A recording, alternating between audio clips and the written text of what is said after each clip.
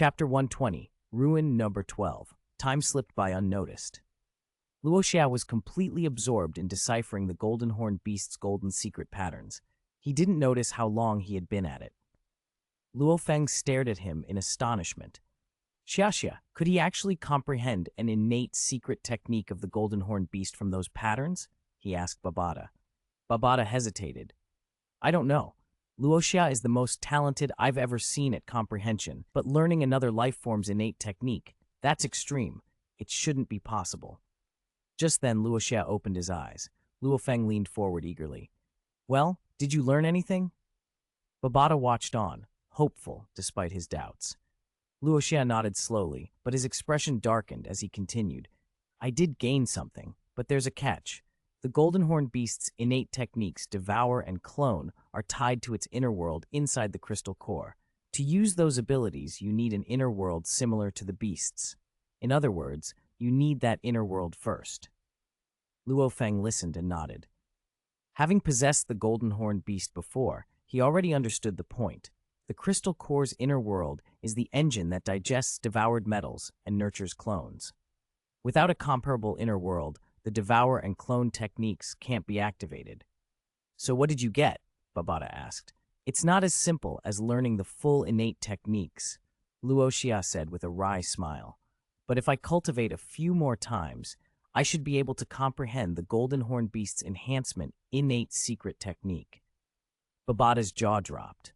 Enhancement, an innate secret technique that even undying level powerhouses couldn't learn from another life form, and an earthling like Luo Xia might grasp it after some more cultivation? He was at a loss for words. After a moment of stunned silence, he recovered and said, If that's the case, once Luo Feng finishes his cultivation, you can keep entering his body and study the beast's secret patterns. Okay, Luo Feng agreed. Then he remembered something and turned to Luo Xia, his voice a mixture of hope and worry. When I was still in the egg, I thought I heard Xu Xin's voice. She was talking about a child? Luo Xia slapped his forehead. I forgot to tell you, over a month ago your wife, big sister-in-law, called me because she couldn't reach you. She's pregnant. She's having your child. You mean, I have a child? Luo Feng stared, stunned, then his enormous frame shook with joy. I'm going to be a father. He flapped his huge wings and paced, an ecstatic roar booming across the island. The starry sky behemoth's roar carried a natural suppression. Every creature in the lake around Mist Island fled the area. After he calmed somewhat, Luo Feng's eyes shone. I have a child with Xu Xin. I'll nurture an earthling clone right away. Once the clone is mature, I can go see Xu Xin and my child. How long will that take? Luo Xia asked. Luo Feng's expression grew a little helpless. It depends on how strong I want the clone to be. It could take 1 or 2 years. If my cultivation improves, I can shorten that. If I reach astral rank, I could do it in 1 or 2 months. Babada frowned. Even with the golden horned beast's bloodline, reaching astral rank so quickly is hard, right? It is, Luo Feng sighed. Normally a golden horned beast that doesn't eat its eggshell and only consumes ordinary metals needs 10 years to reach astral rank. But I ate my eggshell when I hatched. If I can eat a massive amount of high-grade metals, I could reach astral rank in a year. Luo Feng's tone betrayed how torn he was. He wanted to rush back to Xu Xin, but appearing as a golden horned beast would terrify her and his family. He had to be patient. How about the metals? Luo Xia asked. Doesn't devour let you gain strength faster if you eat better metal? Yes, Luo Feng said. But on Earth, most metals are controlled by humans. Outside the base cities, there's hardly anything. I can't exactly ask people to hand over A-grade materials. If they saw me in this form, they'd probably fire lasers the moment they saw me. My body's a beast, but my soul's still human. I don't want conflict with my own kind. Luo Xia considered. I could buy metals, but even Earth's best alloys probably won't be enough to get you to astral rank quickly. Babada nodded. Even counting alloys, Earth metals top out around A6 grade. With human technology, it's nearly impossible to mass-produce enough A6 alloys to get you to astral rank fast. He fell quiet for a moment, then added, Mars has deposits of A8 grade metal, profound iron, left by the Silver Blue Empire. That would help. The problem is we don't have a universe-class spaceship to get there. What about ancient ruins on Earth? Some haven't been fully explored. Could one of them hold an intact universe ship? Luo Xia suggested. Babada drew a line in the void realm with a tiny gesture. Images of Earth's discovered ruins flashed before them. Most of these were found by humans or by instruments uncovered in other alien ruins, she explained. Some ruins are actively disguised or signal isolated like I can be, so humans missed those, but the ones humans did find, most have been explored. She pointed to 3 that were different. Only ruins codenamed number 1, number 12, and number 31 remain unexplored. Everyone who went into those 3 died. They're the 3 great death traps on Earth. Death traps? Luo Xia frowned. No, 1 and number 31 are true extinction zones. Even universe-ranked powerhouses would die there. The only one remotely possible for us to explore now is ruin number 12. All right, let's check out number 12, Luo Xia said. If we wait until you finish building a universe ship, it'll take too long. My nephew and his friends will be grown before then. Babada spread her hands. We don't even know if ruin number 12 has an intact ship, but it's the only chance we have. Luo Feng nodded with concern. Be careful. If it's too dangerous, come back at once. Don't take unnecessary risks. We will, Luo Xia promised. He and Bada said their goodbyes and flew toward ruin number 12. Ruin number 12 lay under the Pacific, not far from the Hawaiian Islands, the same sea region where Luo Xia once found the golden horned beast's egg. Luo Xia, ruin number 12 is directly below this spot, Babada said as they hovered over the lapping waves. You need to dive down to about 5,100 meters to reach the seafloor. Once you hit the seabed, continue drilling down into the sediment for another 3,000 meters. That's where the ruin shows up. Luo Xia tightened the black god suit around him. The cloud-caressing vine fused with the armor into a sleek black-purple battle set. He plunged into the ocean. The waters teemed with sea beasts. He drew the arc blade disc and slashed through anything in his path. Blood clouded the water like ink as he dove. At roughly 5,100 meters, he hit solid ocean floor. He drove the arc blade disc into the rock and descended another 3,000 meters beneath the seabed. How did humans ever detect a ruin this deep? He asked, bewildered. Babada answered, they found it through instruments recovered from other alien ruins. Got it. They reached the target. Even Luo Xia's mental power couldn't fully encompass the object before them. The structure was vast, bigger than the Head's interstellar transport ship. It's a mothership, Babada breathed, excitement lighting her face, a Starry Sky Fleet mothership. As they followed a damaged opening into the hull, Babada listed its dimensions with a grin. 16,000 meters long, 3,200 meters wide, 800 meters high. There's a good chance it contains an intact universe spaceship. She scanned, but her probes found little. Most of the weapons were dismantled or corroded. I can't read deeper from here. We'll have to move in and hope our luck holds. Luo Xia followed a passage until they reached a secret, massive compartment. In the center sat a disc-shaped spaceship roughly 100 meters across. Its black fuselage showed almost no corrosion. A winged dragon emblem marked the hull. We hit the jackpot, Luo Xia cried. Babada's eyes widened. This is a Black Dragon Mountain X-81. She hovered beside the craft, ecstatic. I've heard of this model. It's a very famous universe-class adventure ship from the Black Dragon Mountain Empire. Only universe-ranked powerhouses, or those with extremely powerful families, can afford one of these. Luo Xia glanced at the hatch he had found. This must be the entrance.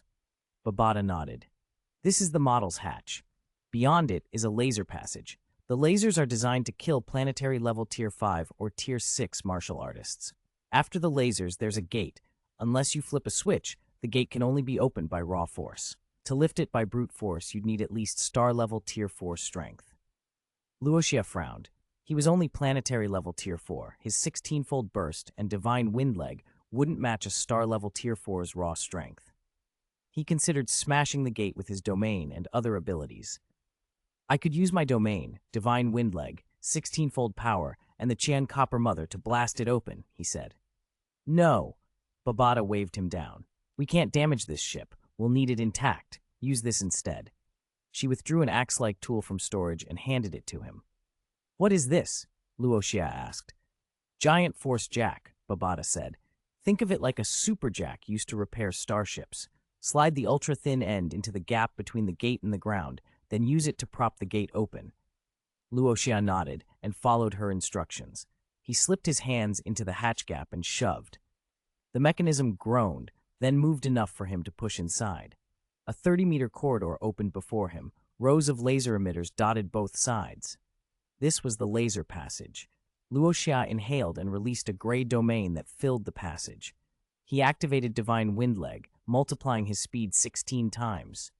In a blur, he vanished and reappeared beyond the lasers, at the gate, so fast the lasers couldn't track him. It was as if he had teleported.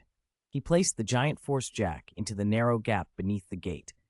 The jack whined and forced the heavy gate up, revealing a space barely large enough to slide through. Luo Xia flattened himself and slipped inside. The gate slammed down behind him as Babata withdrew the jack. "We're inside the X-81, Babata said excitedly. "Now to the command room. I'll insert the signal device into its intelligent system interface, override the defensive AI, and take control."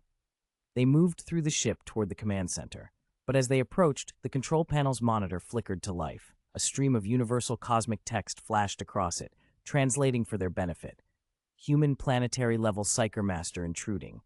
Threat level, weak. Kill. At that command, deep in a sealed chamber on the lower level, lights flared on.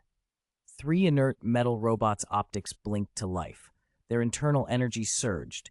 The 3 machines melted into beams of black light and sped out of the chamber, heading directly for Luo Xia.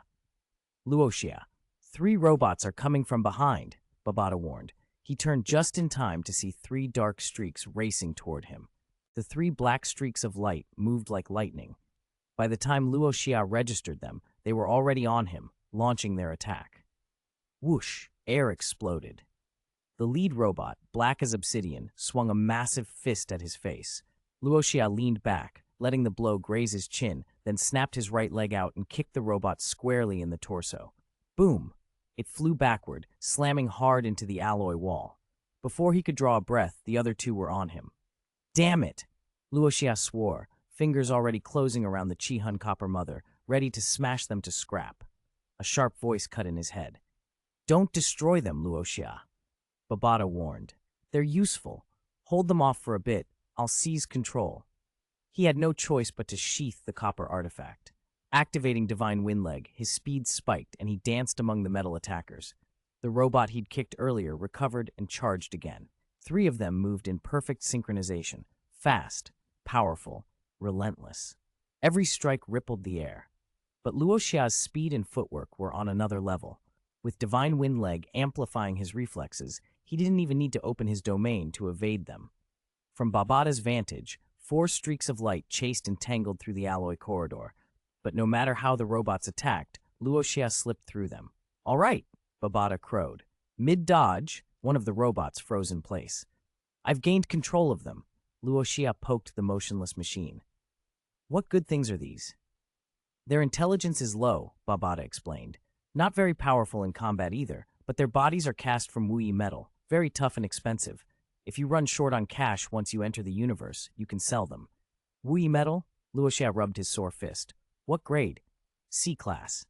"C-class. No wonder it felt so hard."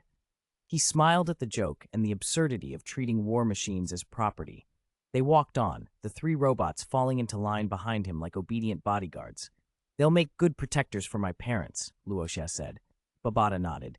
"With these 3, few on Earth could harm your family or Luo Feng's." Ahead of them, a silver door appeared, ornate, cold, and carved. "Command room," Babata said. Luo Xia pushed it open. A thin current of air flowed out, and in an instant, the room filled with a breeze. At the center sat a soldier in uniform. 3 guards in black stood behind him. The gusts swept through, and the man in the chair disintegrated into dust, his uniform crumbling into powder and scattering. The 3 guards were marginally better off. Their uniforms turned to dust, leaving their nearly naked bodies exposed. One, to Luo Xia's surprise, was female. He glanced, then turned his eyes away and mumbled, "See no evil, see no evil." "Good things," Babata trilled, already flying to inspect the 3 motionless figures. "These are very valuable," Luo Xia frowned. "They're not people?" "Not really," Babata explained. "They're flowing silver guards, automata formed from flowing silver metal. Flowing silver is even more precious than Wuyi. They have intelligent systems, can act like immortal masters, speak and handle affairs independently. Because of their material, they dissipate impact very well. Excellent bodyguards, popular with important figures across the universe. At that moment, the control panel flickered, and a green-haired woman's portrait filled the screen. Her eyes narrowed, and she spoke in the universal language, voice cold. "Intruder, leave this place immediately." Luo Xia understood the words. Babata had already taught him the universal tongue. Babata, meanwhile, produced a slim device that looked like a laptop memory stick. "This is a signal key. Plug it into the green slot on the left of the panel," she instructed. "Ignore the ship AI. It only obeys the original owner. You can't reason with it. Once you plug this in, I'll break into the system." Under the green-haired woman's angry glare, Luo Xia found the slot and inserted the device. "Watch me," Babata boasted. "This AI is good, but I'll crack it within 30 minutes. The Black Dragon Mountain X-81 will be ours." For a heartbeat, the plan seemed to work. Then the panel began to beep. "Warning, system under attack," the ship's voice announced. "Enter password within 30 seconds or self-destruct will initiate." 30, 29. Luo Xia's face went pale. "Babata? This is bad," Babata said. Panic crept into her tone. "A self-destruct program, that's set by the original owner. Even the smartest AIs in the universe can't be breached in 30 seconds. What do we do? If you can't stop it, I'm running." Luo Xia swallowed. He could sprint out of ruin number 12 in 15 seconds flat, but 30 was tight, and if the countdown dropped to 10, it might be impossible. 30-20, the system counted down on. "There's no other way," Babata admitted. Her voice faded into frantic typing and data surges. The control panel screamed with a harsh, high-pitched tone as lines of characters flooded the screen. Sparks jumped from the buttons. The system's voice stuttered and broke. Then across the ship, black smoke and electric flashes erupted. Bang! The Black Dragon Mountain X-81 went black. Power failed. Silence swallowed everything. In the darkness, Luo Xia stared at Babata. "What did you do?" "I overloaded the AI with data," she said. "The original owner set a trap. If an external signal attempts to override the ship's intelligence and the password isn't entered in 30 seconds, self-destruct triggers. There was no way to crack the system properly in time, so I used a data flood to destroy the ship's intelligence outright." "And now?" "It's crude," Babata admitted. "The control and many transmission systems are damaged, but scrap it? Of course not." She gave a sudden mischievous little laugh. "Kidding. It's not irreparable. I can fix it. Once repaired, it can still navigate the universe." Relief flooded Luo Xia. "How long?" Babata calculated. "If it's just a trip to Mars, I can make it fly in about a month." Luo Xia could hear the subtext. The ship was more seriously damaged than she let on. He didn't blame her. If she hadn't destroyed the AI, the ship would have detonated, and they'd have gotten nothing. Babata swept over the remains of the soldier. By the way, the original owner wasn't poor. He could afford this flagship and flowing silver guards. Take whatever he left. "Got it." Luo Xia began gathering items.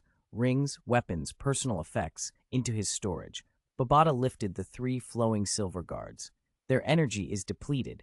I don't know if I have matching power crystals in inventory, so I'll store them for repair later." Then they left. Outside, Babata slipped the massive ship into storage, and the 2 of them vanished from ruin number 12. Mist Island. Luo Feng was changing form. The golden-horned beast's massive body flexed, wings unfurling. In a heartbeat, it was gone. A black and gold streak that clawed a wind tunnel through the island, uprooting shrubs and bending trees.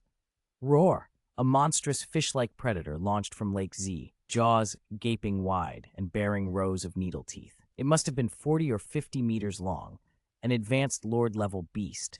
The beast lunged at Luo Feng, but the golden-horned beast moved like a blade. With one slash from a right claw, the monster's belly split open. Organs and blood gushed out. It collapsed without a sound. Luo Feng didn't even look back as he flew home.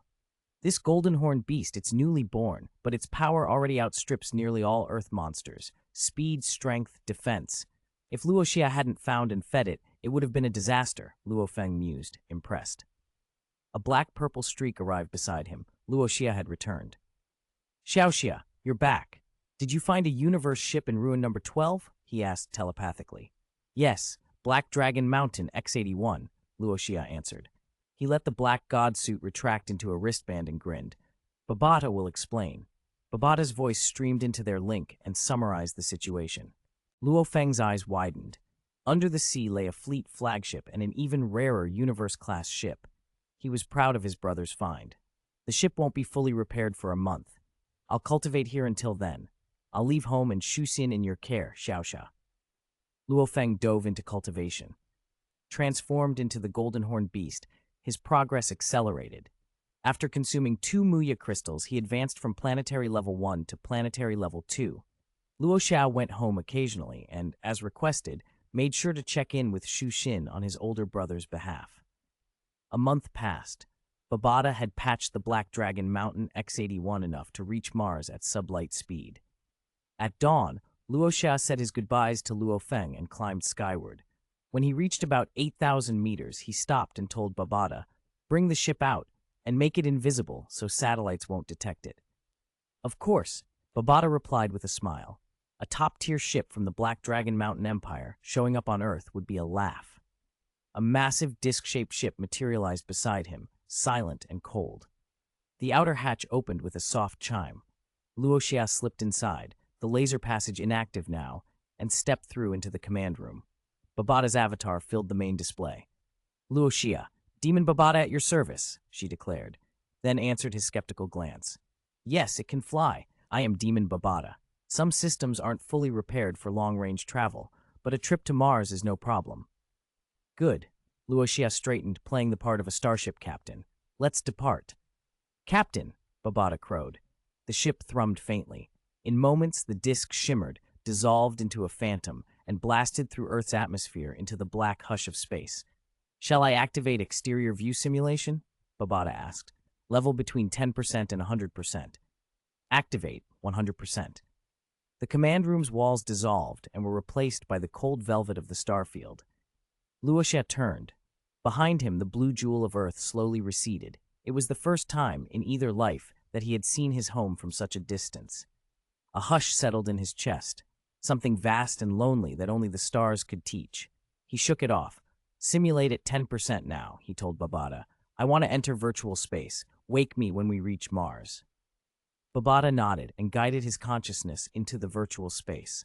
There, Luo Xia immersed himself in the vast libraries and teachings Huyembo had prepared for him. He absorbed knowledge, not merely memorizing but building on it, using it as the foundation to forge his own path, comprehension and innovation intertwined. As the Black Dragon Mountain X81 sped toward Mars, Luo Xia studied, sharpened, and planned. The universe opened before him, cold, immense, and full of possibility. Chapter 123, Relatives. "Big brother, we're back!" Counselor Luo Xia flew over to where Counselor Luo Feng was and grinned. Seeing his expression, Luo Feng asked, "How was Mars?" "Fantastic, Hall." Luo Xia waved his hand. "You won't need to worry about metal until you get to astral rank." "How much did you get?" Luo Feng asked, startled. Luo Xia smiled. "The base city Babata took me to was a Xuan Iron Mother mining site. I dismantled the whole place, 800 million tons of Xuan iron, plus a huge amount of Xuan iron essence and Xuan iron mother." "That much." Luo Feng's surprise turned to pleasure. With that supply, he could push his cultivation toward astral rank much faster. Over the next days, Luo Feng trained hard on Mist Island, devouring Xuan iron and its essence. His strength rose steadily, planetary level 3, then 4. When he finished sessions, he would release the defenses of his inner world and let Luo Xia's consciousness enter, watching the golden secret patterns in his star core and learning the innate techniques there. Luo Xia didn't stay on Mist Island all the time. Whenever he could, he went home to comfort their parents, check on the family, and visit Shuxin for his brother. Shuxin had become pregnant during university. By the end of the semester, her belly was showing. After the holiday, Luo Xia brought her home. Gong Xinlan fussed over her like a mother, determined that with Luo Feng away, Shuxin should be cared for and never feel neglected. The Shu family, for their part, were delighted rather than upset. After all, Luo Feng was an alliance-level figure now, and many families sought ties with him. The Shu family used the connection wisely. Their status in the HR alliance rose until they rivaled the 9 core families. One day, while cultivating on Mist Island and studying the golden horned beast's innate technique, Luo Xia's communicator rang. It was his father, Luo Hongguo. "Dad, is something wrong?" Luo Xia answered. "Xiao Xia, an old gentleman named Lu Yan came by.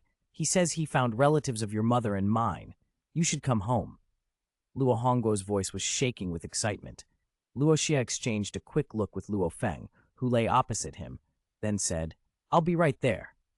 Back at home, an elderly man sat on the sofa, speaking with Luo Hongguo and Gong Xinlan.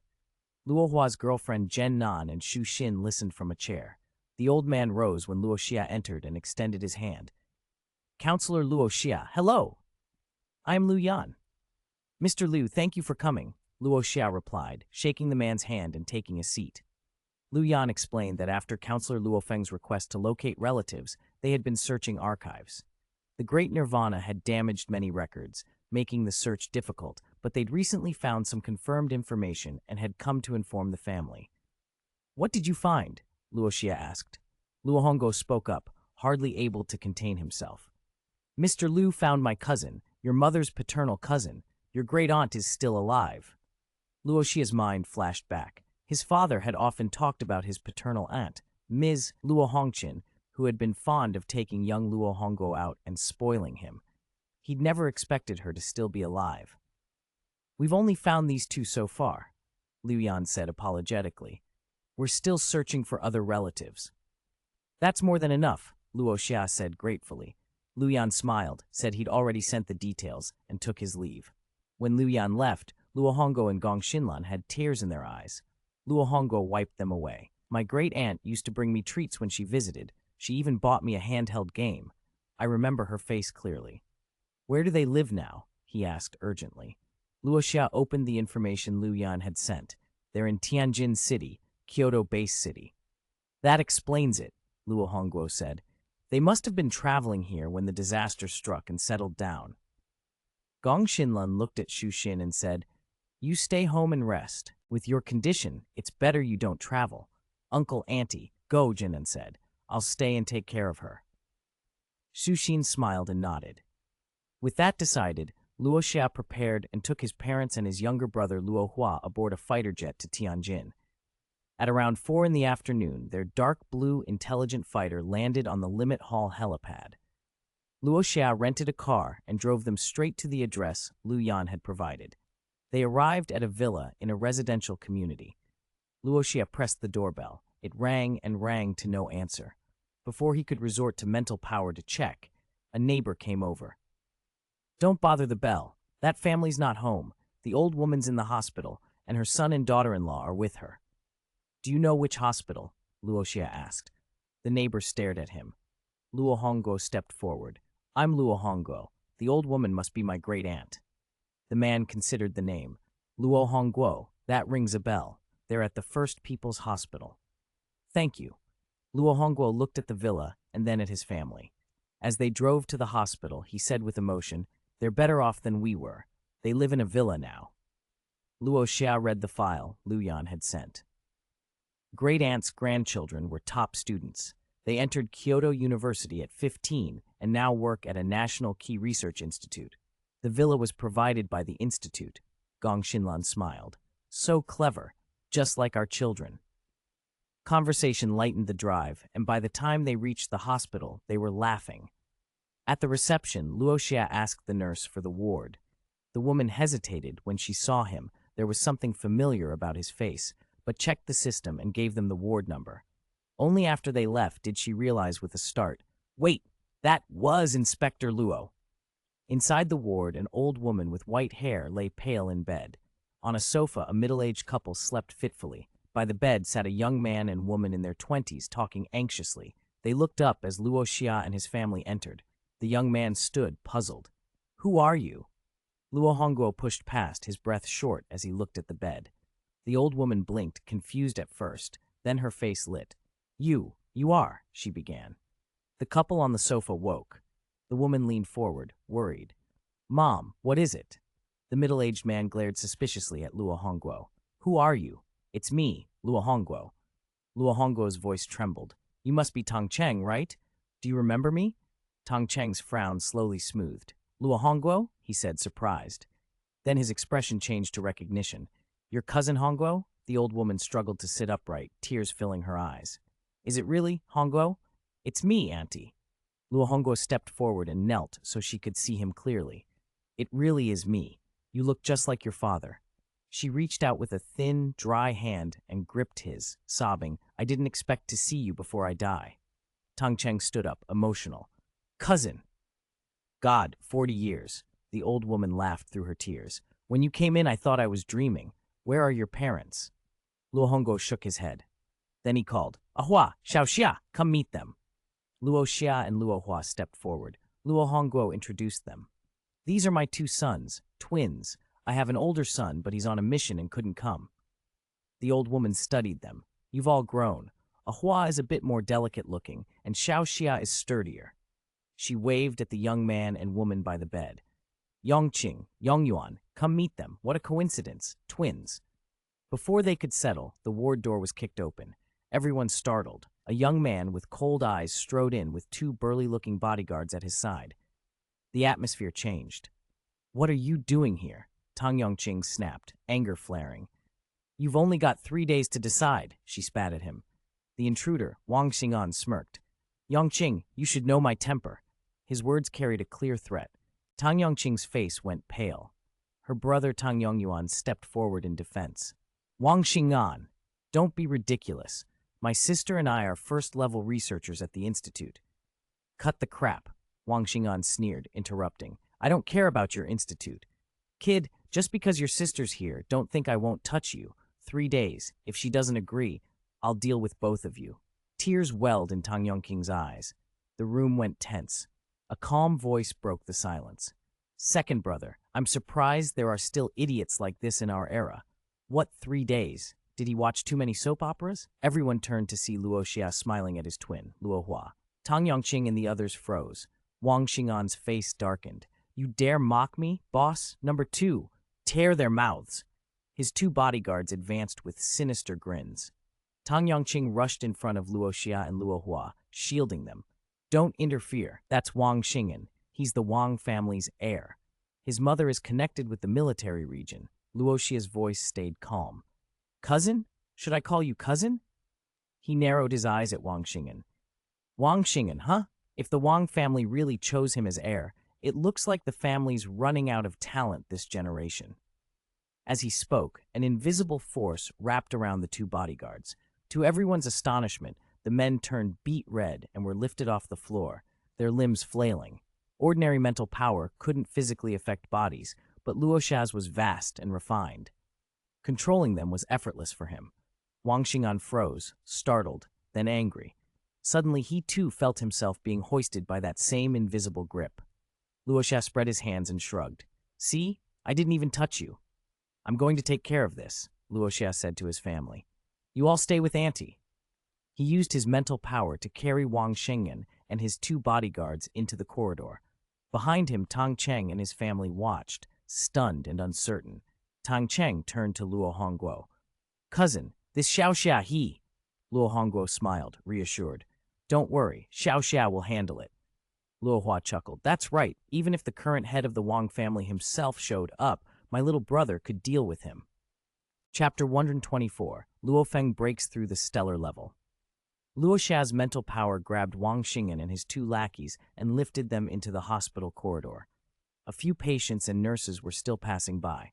When they saw the scene, they froze and then watched from a safe distance. Wang Xing'an hung in the air, body paralyzed by mental power. He couldn't move, but he could still speak. Luo Xia wanted to hear what the so-called first heir of the Wang family would say. The man was a rare oddity in this age, an heir of the prestigious Kyoto Wang family who had been raised into something so arrogant and rotten. Luo Xia even wondered what kind of people Wang's parents were. You actually dare lay hands on me? Wang Xing'an hissed, teeth bared. With a sudden surge of force, Luo Xia slammed him into the corridor. The impact rattled Wang Xing'an's organs. He spat a mouthful of blood. Luo Xia looked down, amused. That feels better. Wang Xing'an's face twisted with rage. You're courting death! Courting death! He still couldn't move, but his voice trembled with fury. Luo Xia nodded, as if listening carefully. I am courting death, so tell me, what will you do to make me die, you bastard? The nonchalance drove Wang Xing'an to near hysteria. Usually it was he, young Master Wang, who humiliated others. He had never been treated like this. Through clenched teeth he managed, I see you're a psyker master with some background. You want to handle this civilly or with force? Which is it? Luo Xia asked, curious. Wang Xing'an glared like a trapped animal but kept a sliver of reason. The martial way is you get emotional and kill me. This is a public hospital. Bay City surveillance is everywhere. Everything will be recorded. The Wang family will press charges. Even if you're an advanced war god, killing me will still get you the death penalty. If you kill me, the law kills you. That's the martial way, he sneered. The civil way is simpler. Let me go. I'll stay outside this ward. The Bay City police will arrive. We'll see who gets lucky, me or you. Madness flickered in his eyes. Luo Xia laughed softly. Under Wang Xing'an's furious stare, he shook his head. Young Master Wang, you're entertaining. That's the mindset of someone who thinks himself untouchable. Interesting. Then his eyes went cold. He leaned down and smiled without warmth. Civil way? Martial way? Do you really believe you can control everything at this point? You're trash. I'm not choosing any way. I'm just playing with you. At his words, Luo Xia sealed Wang Xing'an's mouth with mental power. The onlookers watched in horror as strange sounds began from the young man's body. Crack, crack, crack. Luo Xia was crushing Wang Xing'an's bones, inch by inch, starting with his toes, then his legs. When the bones broke, Wang Xing'an wanted to scream agony, but his mouth was sealed. His body convulsed, his eyes bloodshot, on the edge of death, and yet Luo Xia kept him precisely alive, ensuring the pain was unbearable but not fatal. Counselor Luo, someone called. Just after Luo Xia finished shattering the bones of Wang Xing'an's lower body, Director Tian and several doctors arrived. A nurse had alerted them. They'd come to greet the visitor, only to find Luo Xia standing over a mangled young Master Wang. Director Tian, sweating, realized the extent of the injuries. Wang's lower half seemed to have been broken completely. You are? Luo Xia asked. Tian Guotao swallowed and introduced himself nervously. I'm the hospital director, Tian Guotao, Counselor Luo. If you don't have anything important, I'll talk to you after I finish with this guy, Luo Xia said, and proceeded to crush more bones. The small chorus of cracks made the doctors shiver. Director Tian glanced toward Wang Xing'an and warned, Counselor Luo, this is Wang Xing'an of the Kyoto Wang family. I know who he is, Luo Xia replied coolly. Then, smiling at Tian, he added, Director Tian, there's no need to fear. The Wang family raised such a despicable creature. I'm just cleaning up their house for them.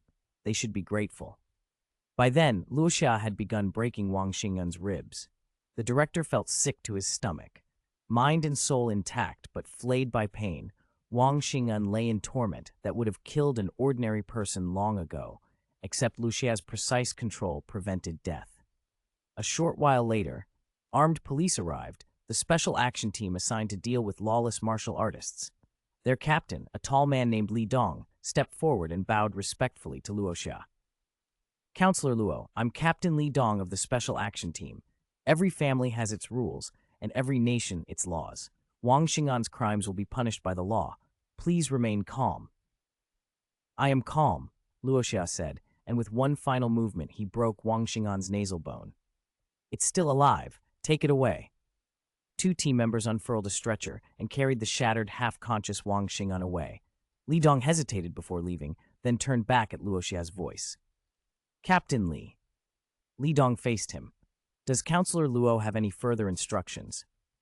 You tell the Wang family. If Wang Xing'an survives, the Wang family will be the ones to suffer, Luo Xia said faintly. Cold sweat appeared on Li Dong's forehead. After a moment, he bowed slightly. Counselor Luo, please be assured, Wang Xing'an's crimes will be dealt with by the law. Luo Xia waved and returned to the ward. Outside in the corridor, Director Tian and the others exchanged looks of secret relief. Inside the ward, Tang Yongyuan suddenly sat up and shouted, I remember now. Tang Cheng looked at his youngest son. Yongyuan, what do you remember? Cousin Luo Xia is a patrol envoy of the dojo of Limits, Tang Yongyuan blurted, excited. He's a counselor of the War God Palace. Grandma, you remember, the patrol envoy inauguration was on TV. Ms. Luo Honkin thought a moment and nodded. Yes, I did see that. I I recognized his face from TV. Tang Yongqing, covering her mouth, realized the truth. The cousin they'd met today was a patrol envoy of the Dojo of Limits, someone even the Wang family couldn't bully. Relief and joy flooded her. Could this finally end Wang Xing'an's harassment? Tears of happiness came to her eyes. Luo Xia returned to the ward just then. Seeing Tang Yongqing crying, he asked, "Cousin, why are you crying?" "Don't worry, Wang Xing'an won't bother you again."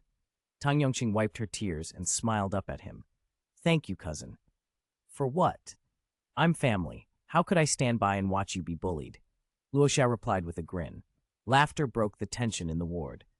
Luo Xia didn't stay long in Base City. After helping heal his great-aunt, he sent his mother home and then returned to Fog Island the next day with Gong Xinlan, leaving only a few relatives behind. When he met his elder brother, Luo Feng, he recounted the incident. Luo Feng, hearing about Wang Xing'an, was indignant. "You did the right thing," he said. "Letting him be executed would have been too easy." Luo Xia noticed something different in his brother. Luo Feng's possession of the Golden Horn Beast had subtly altered his temperament.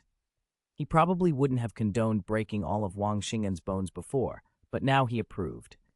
After a few days of family talk and hearing that Xu Xin was recovering well, Luo Feng returned to cultivation. He had consumed a large amount of Xuan Iron and Xuan Iron Essence. His strength was now very close to astral rank. He needed only one last push to reach it. If he could reach astral rank, he could cultivate his earthling clone and return to his family. More than 2 months passed. One day, Luo Feng's aura surged violently. A terrifying force rippled outward from him and spread across the island. In Lake Z, around Fog Island, the monsters sensed it and fled in all directions. "Big Brother has finally broken through to astral rank," Luo Xia said, full of emotion. Luo Feng let out a long, triumphant roar that shook the central island. But the surge attracted attention below the lake. Several enormous tentacles rose through the mist. A beast emperor-level tentacle monster had been disturbed and assumed Luo Feng was an invader. "Little Xia, wait for me. I'm going to kill that tentacle down there," Luo Feng said, eyes flashing dark gold. He condensed into a black and gold lightning bolt and plunged into the lake. After the breakthrough, the golden-horned beast body he'd bonded with had grown to over 180 meters, scales black and terrifying. The beast's aura hit the lake with subterranean force, and for a few tense moments the island shook. Then everything calmed. Luo Xia flew over the churning water and watched as waves in a whirlpool burst, and then a colossal figure exploded out of the surf. Luo Feng, triumphant. "How was it?" Luo Xia asked as he landed beside him. "Devoured it," Luo Feng said, smiling simply. At astral rank, dealing with a beast emperor-level monster was easy. He had plunged down and consumed it outright. They returned to the central island together. Luo Feng asked, "By the way, little Xia, how far have you progressed with the Golden Horned Beast's innate techniques?" Luo Xia answered, "I've fully comprehended the enhancement talent." As he spoke, golden secret patterns spread across his skin, fusing with him. He looked like a war god. His aura shot up. He threw a punch, and the impact carved a massive gully through the nearby forest. "After using enhancement, all my attributes double, physical fitness and mental power," Luo Xia explained. The two, Babada and Luo Feng, stared in disbelief. Babada's eyes widened. "You've actually comprehended the Golden Horned Beast's innate secret technique," Luo Feng, amazed, said with a hint of regret. "If you had an inner world, you could use the devour and clone talents too." "Once someone reaches World Lord rank, they can possess an inner world," Babada said. If Luo Xia could also comprehend devour and clone within an inner world, he'd become a humanoid golden horned beast. "I've already comprehended devour and clone," Luo Xia replied calmly. "I just don't have an inner world yet, so I can't use them." Babada and Luo Feng were stunned. After a moment, Babada broke into exaggerated praise. "A monster! A prodigy! Those are the Golden Horned Beast's innate techniques. No one would even dream of comprehending them. But you've actually mastered them?" Luo Xia merely stroked his chin and continued. "The inner world is the key to performing devour and clone, so I want to understand how to open one." He looked at Babada. "You should have detailed information on world lords and how they open inner worlds. Tell me everything you have, data, methods, anything." Babada hesitated. "You're only at planetary level. Do you really intend to open an inner world at this stage? It's impossible. Luo Xia smiled. I just want the information. Seeing the determination in his eyes, Babata relented and began to relay what her database held, detailed knowledge gathered when she served an undying level master. She explained how territory lords break through to world lords. When we were on Meteor Star, I told you that normally only one world lord is born out of 1,000 star systems, she began. Under an Undying's guidance, that ratio can be improved to 1 in 100. My guidance now is comparable. To become a world lord, a territory lord must first comprehend a lower realm law while at territory lord rank. Comprehending that law to a certain level allows advancement to world lord. Comprehending law depends on one's aptitude and whether the law's attribute aligns with one's own.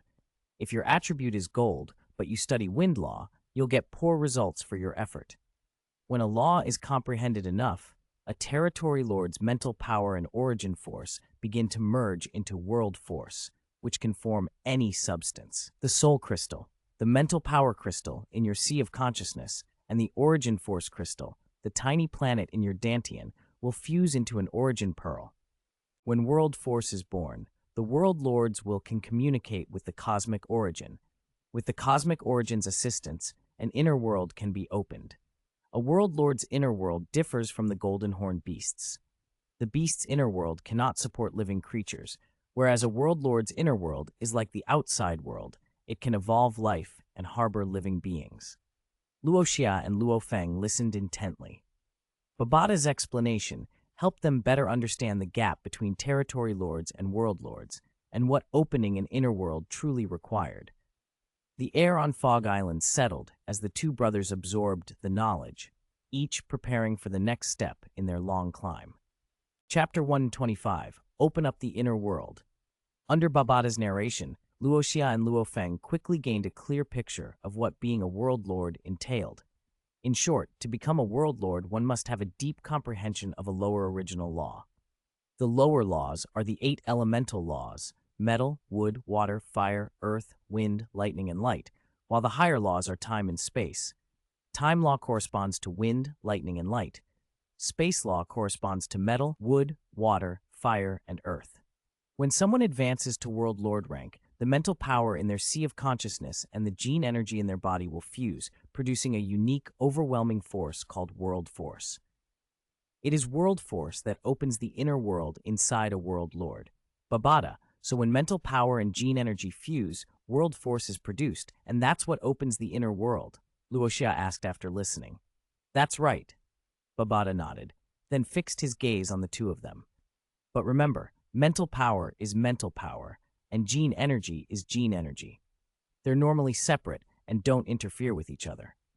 Luo Xia and Luo Feng both nodded. Though both energies come from cultivating and transforming cosmic energy, in practice they remain distinct. Using mental power consumes mental power, not gene energy, and vice versa. They don't mix unless one forces them to. I never thought world force could be born from their fusion, Luo Feng said, looking at Luo Xia. Maybe you could try. Even without deep law comprehension, perhaps producing world force yourself could open an inner world. No, absolutely not. Babata darted forward, alarmed. He hovered in front of Luo Xia and glared. Don't even think about it. Luo Xia blinked, confused by Babata's intensity. Why? You're only planetary level. Babata's expression hardened.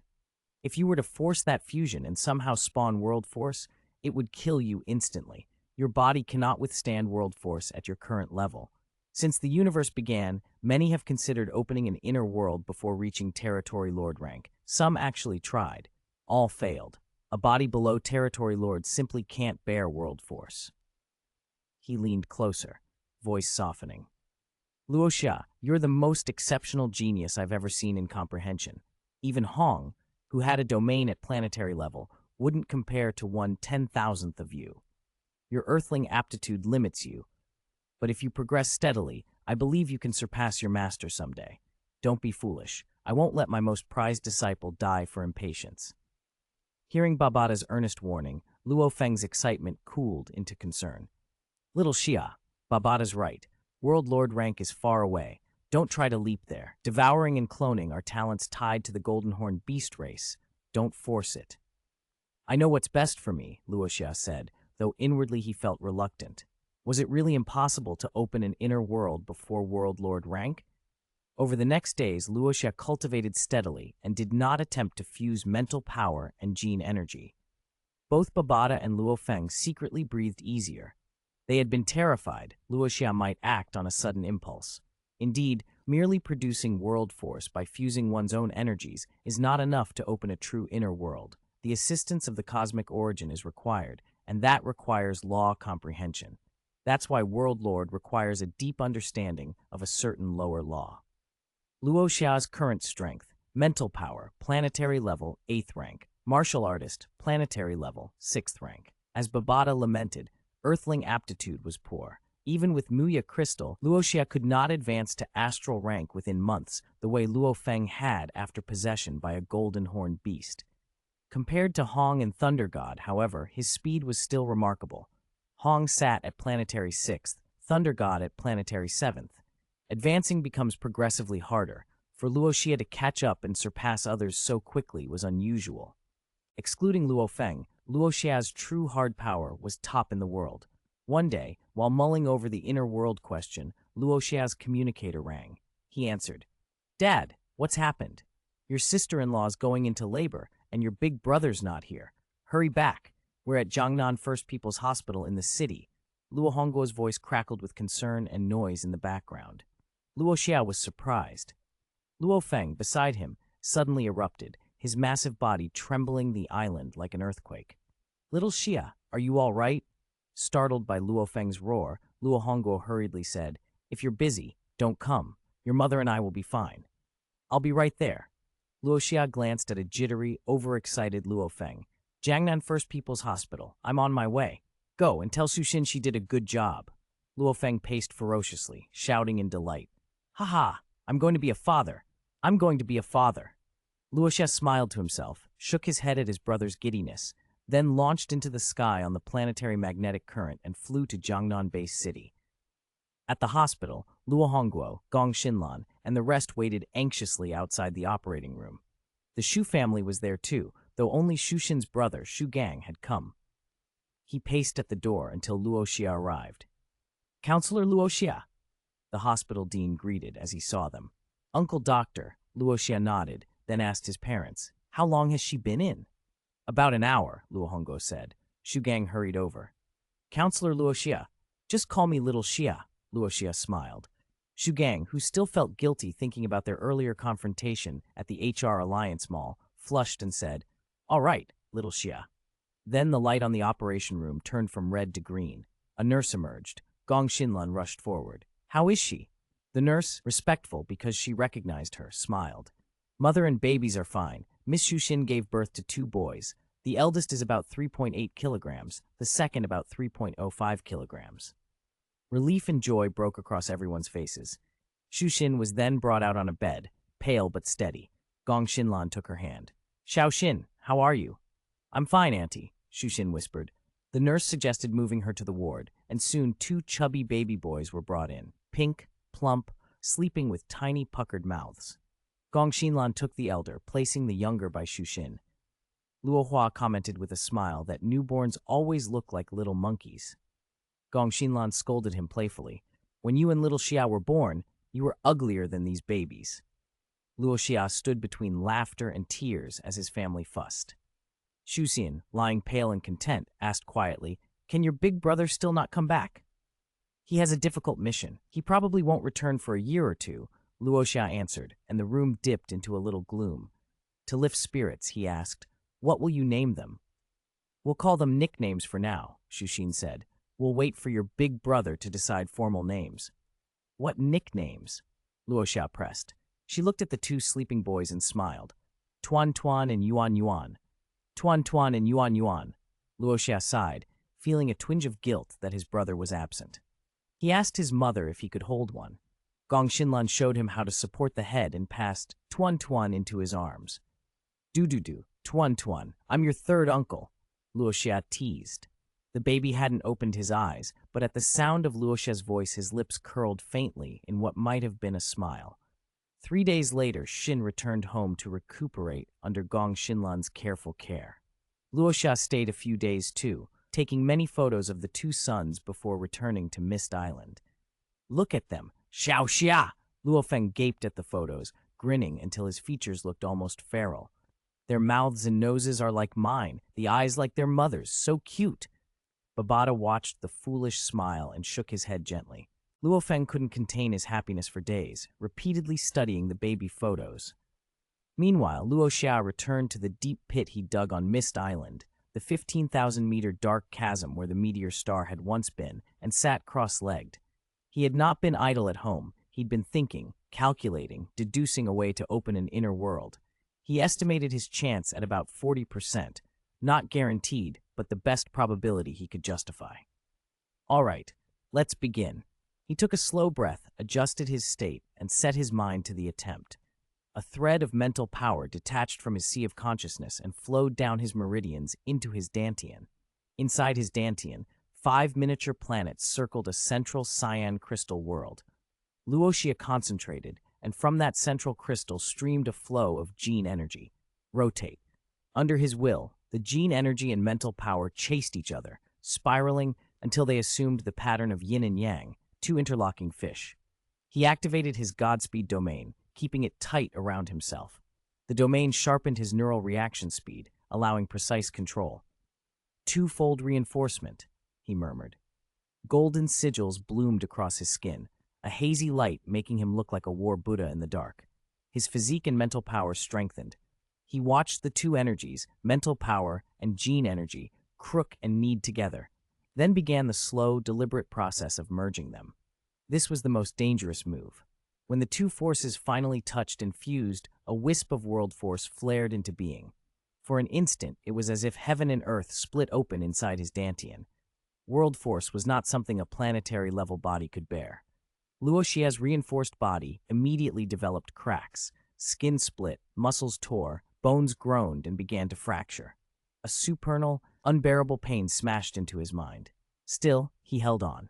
He used mental power and gene energy themselves to wrap and bind the nascent world force. After all, they shared the same origin and could at least restrain it for a time. This tactic worked to an extent. The world force did not immediately tear free, but the cost was tremendous. His planetary-level, 6th-rank gene energy was more than half consumed in that short fight, nearly exhausted. His mental power, fed by the vast ocean in his sea of consciousness, remained sufficient, but without gene energy to maintain balance, the world force could still break through. This is why you can't open a world lord inner world at planetary level, Luo Xia thought with grim clarity. I'm not trying to open a full inner world, though. I'm trying something else. He compressed both mental power and gene energy further, forcing a deeper fusion. Open, he cried inwardly. The explosion that followed shook the dantian like an earthquake. More world force surged forth. Even though his mental power and gene energy shared origins with the world force, their ability to bind it was overwhelmed as the world force multiplied. His body began to collapse at the genetic level. If he failed now, he would die. At the critical instant, in his sea of consciousness, the ocean of mental power boiled. From its depths, a dazzling golden sphere erupted, releasing a mighty soul force, pure, resolute, and ancient. The soul force shot into his dantian. The body that had been on the verge of genetic collapse steadied as soul force entwined with world force. He saw them fuse, and in that fusion, a small aperture, a hole, opened. But just as the crisis seemed to stabilize, a new, mysterious force descended from above, something inexplicable that chilled the marrow of his bones. Chapter 126, Cave World. Under that mysterious, unfathomable power, Luo Xia's body seemed to freeze in time. He couldn't move. His cellular metabolism and blood flow fell into complete stagnation. The power slipped into the hole in his dantian, as if inspecting it, then worked through his whole body. Luo Xia's consciousness did not freeze. He watched it all clearly. As the power acted, his battered body began to heal. His life gene quality improved, growing far stronger than that of ordinary life.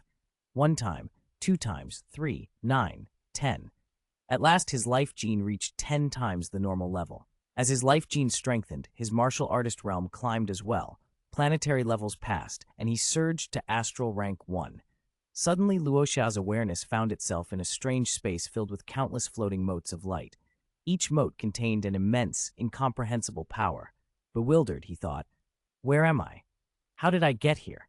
He stared at the motes.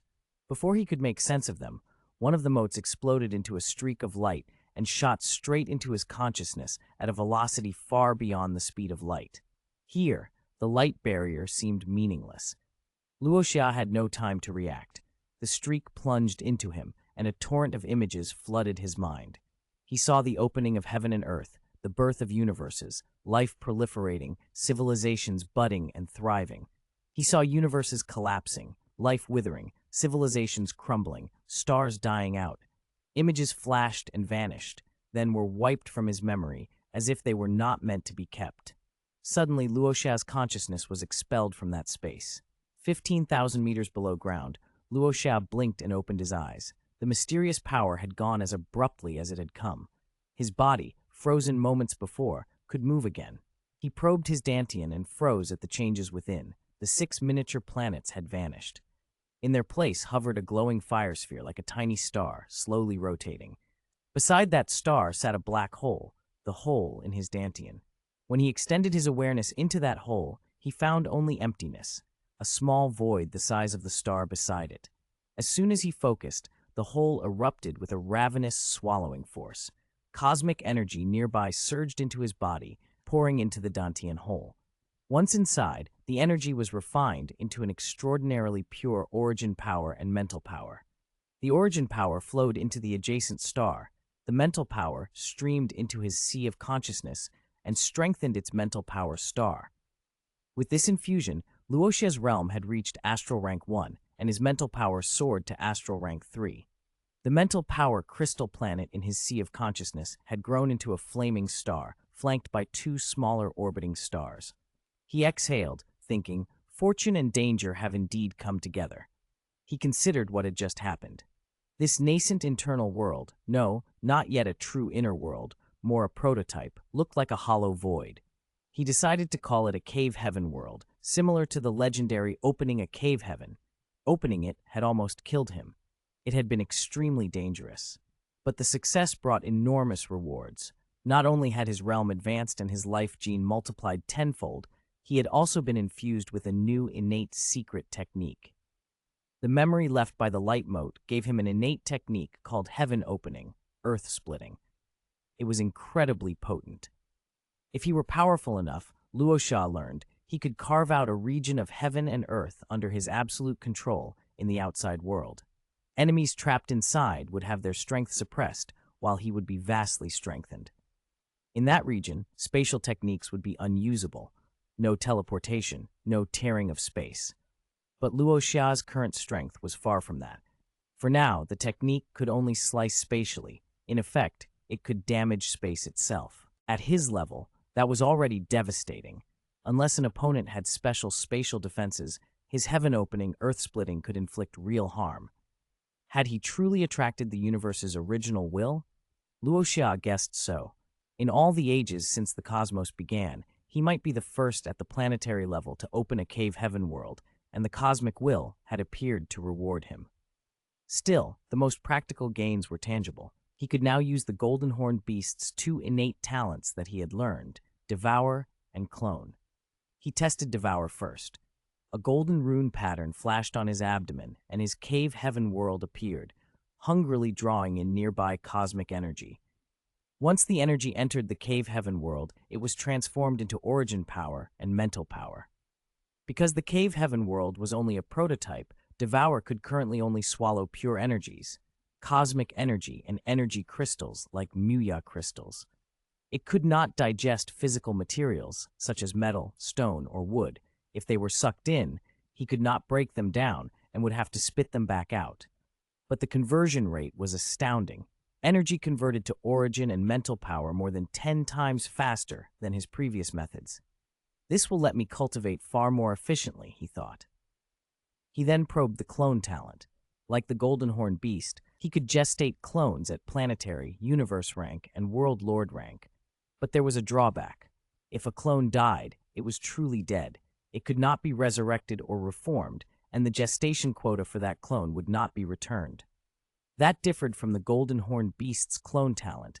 which could restore clones as long as its core and main body remained intact. It was the old trade-off. Every gain had its price. Luo Xia was not overly troubled. After all, the clone talent had been acquired through the Golden Horned Beast's legacy. Excitement sparked in him as another thought occurred. Could his first clone be a Golden Horned Beast itself?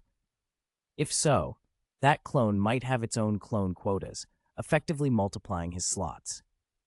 Grinning at the possibility of multiplying his resources, Luo Xia left the underground chamber and shot back to the surface through the passage. Mist Island was bathed in starlight. Luo Feng's massive body lay across the ground like a hulking mountain in the haze. "Big brother," Luo Xia called and landed beside him. Luo Feng looked up from the child's photo he'd been holding. He felt the change in Luo Xia's life aura, something more complete, a higher quality. "Xiao Xia, you are," he began, sensing the difference. "Big brother, give me a drop of your blood," Luo Xia said. Luo Feng frowned, puzzled, but he slid his palm with a fingertip and let a single drop of fresh blood fall. "Why do you want my blood?" he asked. Luo Xia smiled and activated Devour. Golden runes flared on his belly, and his cave heaven world swallowed the drop of golden horned beast blood.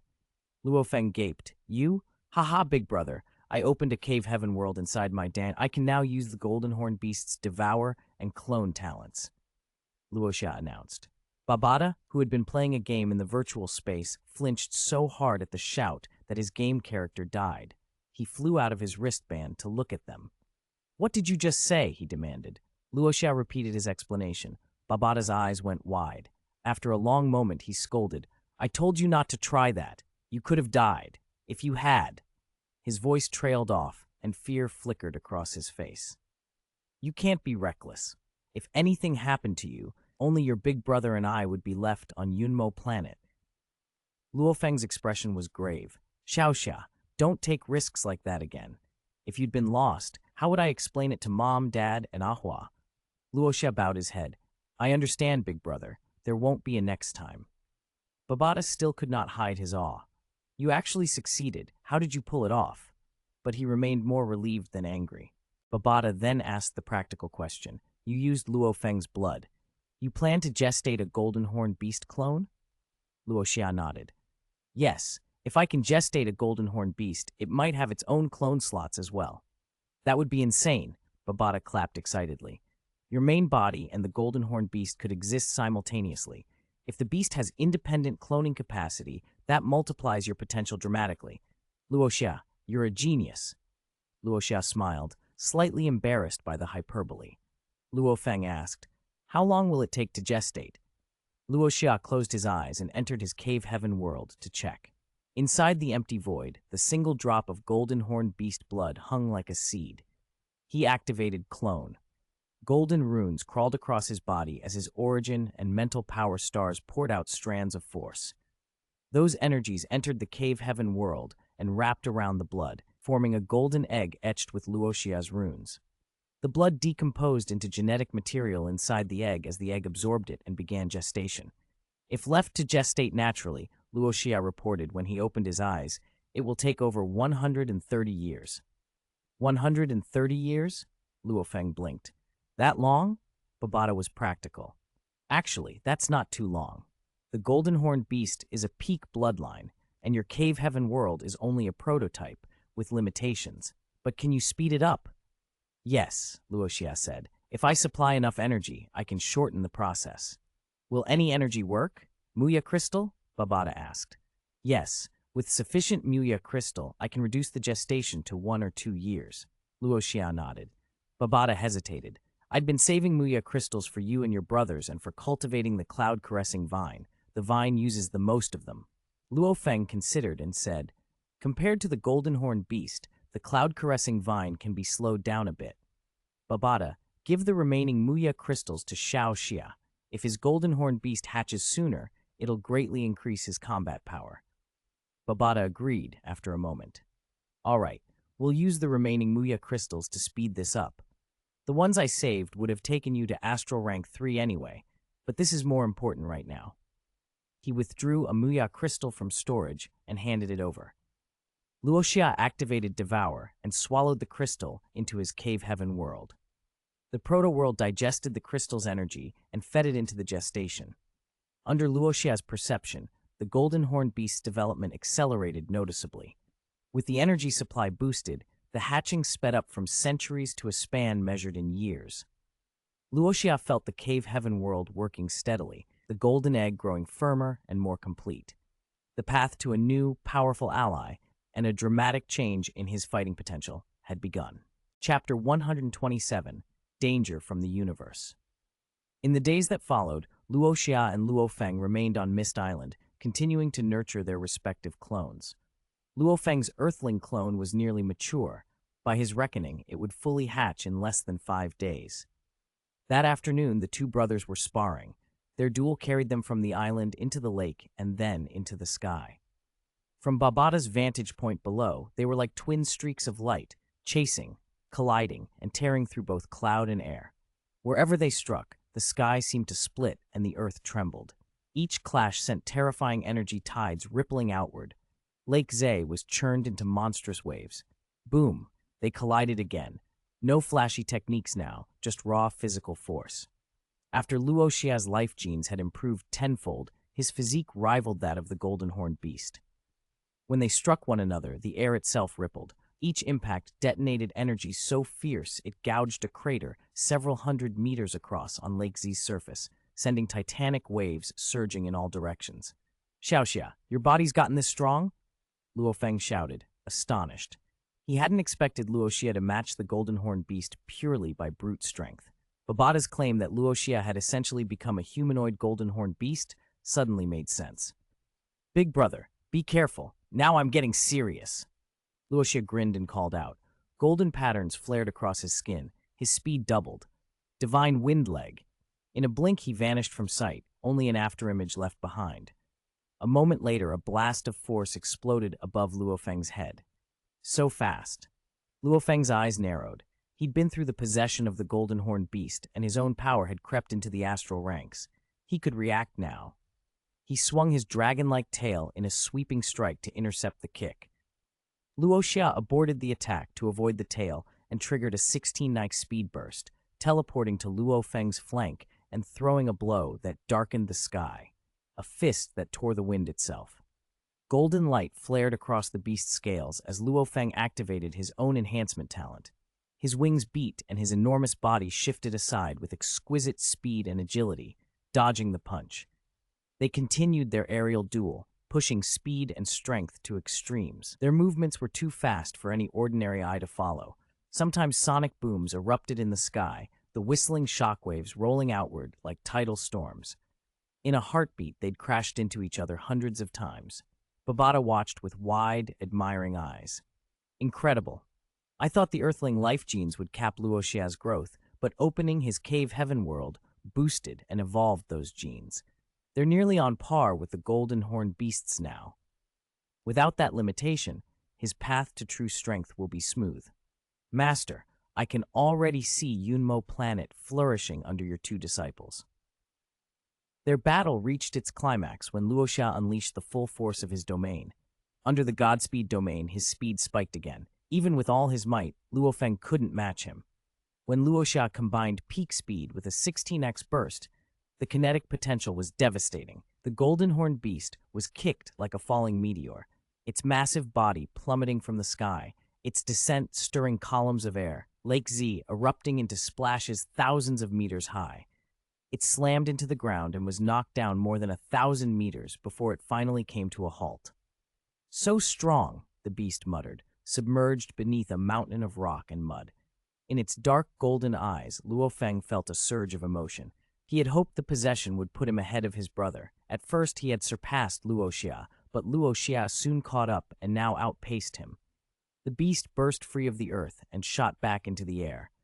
Luo Xia hovered nearby, a little sheepish. "Brother, are you okay?" I didn't hold back. Luo Feng shook his head and smiled. "I'm fine. That's how it should be. And from our fight just now, I gained some new insights into absolute space." His words died on his lips as his expression shifted. Inside his inner world, on the metal continent shrouded in golden mist, the oval golden egg that nurtured Luo Feng's earthling body began to crack. Crack, crack, crack. A hand pushed through, then the shell shattered, and a naked, well-built man with short black hair floated free. Luo Feng's earthling body had hatched, eyes deep as the sea. "This is my inner world," he murmured, surprised. He didn't linger. After the exclamation, he vanished from sight. At the same moment, the golden-horned beast, over 180 meters long, manifested on the same metal continent within his inner world. Above Mist Island, Luo Xia gaped. "Brother, your clone's successful?" Luo Feng's face lit with uncontained joy and eagerness. "Yes, it's fully nurtured. I can go home to see Shushin and the children." "That's wonderful." Luo Xia was genuinely pleased for him. "But before you go, you should strengthen this body." Luo Feng nodded. With a thought, he transmitted golden mist, the atomized metallic universe energy, from the beast's inner world into his earthling body. The mist condensed in his dantian, forming tiny planets, 1, 2, 3. Planetary level 3, this was the limit the body could currently endure. To increase it, he'd need to reinforce his physique and expand his dantian capacity. Meanwhile, his soul, at astral rank 3, ravenously absorbed external universe energy, refining it into mental power and incorporating it into his sea of consciousness. Around the central blood-red planet, other planets coalesced. Planetary level 6. How is my mental power 3 ranks higher than my body? Luo Feng wondered. Babata explained, because of the Vajra body you acquired when you rose to planetary level, your physical quality was greatly enhanced. You can support 1 additional rank of mental power over the norm. Oh. Luo Feng remembered that the earthling body had these special attributes. Babata chided lightly. "Big brother, put on your clothes first." Luo Xia produced Luo Feng's old clothes from storage, the black god suit, the cloud-caressing vine, and the wrist guard where Babata resided. Luo Feng dressed quickly. "Xiao Xia, let's go home," he said, impatient. With a rumble, his body shot skyward. Luo Xia followed, and the two brothers flew side by side toward Jiangnan Base City. While they happily headed home, far away in a starfield well beyond Earth, space rippled like water, and a silver-gray saucer-shaped ship slipped through a wormhole into the universe. Inside, the crew erupted into celebration. 9 aboard, 8 crew members and their captain, a tall, handsome man of about 9 meters, clad in silver-gray battle armor, with slightly long, pointed ears and eyes that glinted with red. He laughed darkly as he heard shouts. "We ran into a wormhole out here," he said. "Our ship couldn't travel after the B-grade energy crystal died. We found a natural wormhole in an asteroid belt and plunged through. Unless those bastards can follow us through the same wormhole, they won't catch up." He barked an order. On the control panel, a child's avatar blinked to life. "Atuka," he called. "Record the wormhole coordinates. Our star map doesn't have them. The Black Dragon Mountain Empire. No one knows of this passage." "At once," the child replied crisply. A beat later, Atuka cried out, "Captain, this is the Milky Way's null zone." "What?" the captain demanded. He listened as Atuka explained. This starfield was a null zone, a sector sealed or obscured so that universe travel can't reliably locate or enter it. Atuka's words made the captain giddy. "Null zone? Then we're rich," he cackled. "Long ago, this area belonged to the Silver Blue Empire, until an incomprehensibly powerful individual entered the dark universe and hid the coordinates. Word spread over 30,000 years ago that the Strong One had fallen, and it became an ownerless domain. If we find the legacy, we'll be set for life." He ordered departure. They would record the coordinates and then notify their family. Back on Earth, Luo Feng descended through the sky and called out as he landed. "Dad! Mom! Shushin! I'm back!" Inside the house, Luo Hongguo and the others were playing with their grandchild when his familiar voice cut through. Luo Hongguo's eyes moistened. "Is that Xiao Feng?" he asked. Gong Xinlan leapt up, joyous. Shushin paused mid-typing on her laptop and could hardly believe it. The door burst open, and Luo Feng strode in. "Dad, Mom, Shushin, I'm home!" he shouted. Luo Hongguo's eyes reddened. "You rascal, you finally came back," he choked. Luo Feng and Shushin faced each other. "Shushin, I'm home," he said, his voice trembling. Tears welled in her eyes. She smiled through them. "I've been waiting for you." That evening, the Luo family laid out a feast. Luo Hua, who had moved out, brought his girlfriend Jen Nan to join the family dinner. Afterward, Luo Feng cradled one infant in each arm, grinning constantly as he urged them to cry. "Daddy!" The babies were too young to speak, but they giggled. The younger child, Yuan, reached out to pat his father's face. Luo Feng gently led him. Luo Xia lounged on the sofa, watching his elder brother's happiness. Big brother, big sister-in-law said she wanted you to name Tuan and Yuan. Have you decided? He asked. I have. Luo Feng placed a thoughtful look on the small faces. Tuan will be Luo Ping, and Yuan will be Luo Hai. I hope they grow up in peace and happiness. Luo Ping and Luo Hai, Luo Xia echoed, smiling. He took little Luo Hai into his arms and teased the baby. The child laughed, showing tiny teeth. Soon after, Luo Feng and Xu Xin married properly in a grand ceremony. Luo Feng's strength had reached planetary level, and nearly all the council members attended, Hong and Thunder God among them. At the wedding banquet, Hong, Thunder God, and Luo Xia sat together. Hong watched Luo Xia and commented with a smile, You've changed. You seem stronger than Thunder God and me now. Luo Xia had been suppressing his aura, so the others couldn't sense his exact strength. Thunder God clapped him on the shoulder. You look more handsome and perfect than before. Is it just me? Luo Xia merely laughed. We've been cultivating at home and occasionally stirring up trouble at sea with the monsters. He did not speak of the golden horned beast aloud. Because he had found and sealed the beast early and assisted in the possession incident, Earth had been spared catastrophe. Those who would have died in the old timeline were still alive. Earth remained peaceful, only seeing occasional level 2 or level 3 beast tides without all-out war. Hong raised an eyebrow. I heard you went into the sea alone and killed a beast emperor-level creature. Hong had detected the kill via life-sensing instruments and had been shaken to learn Luo Xia had gone alone into the deep sea. Thunder God added in surprise, You dared to go into the deep sea by yourself? At that time, your strength was only planetary level 1 or 2. Luo Xia smiled wryly. If you don't push yourself, you won't know your limits. I was seeing red. Those monsters couldn't keep roaming freely, so I fought. Before I knew it, I'd already plunged deep. Hong guessed the truth. You must have comprehended a domain. It's the Godspeed domain, Luo Xia said. More precisely, Wind Godspeed domain.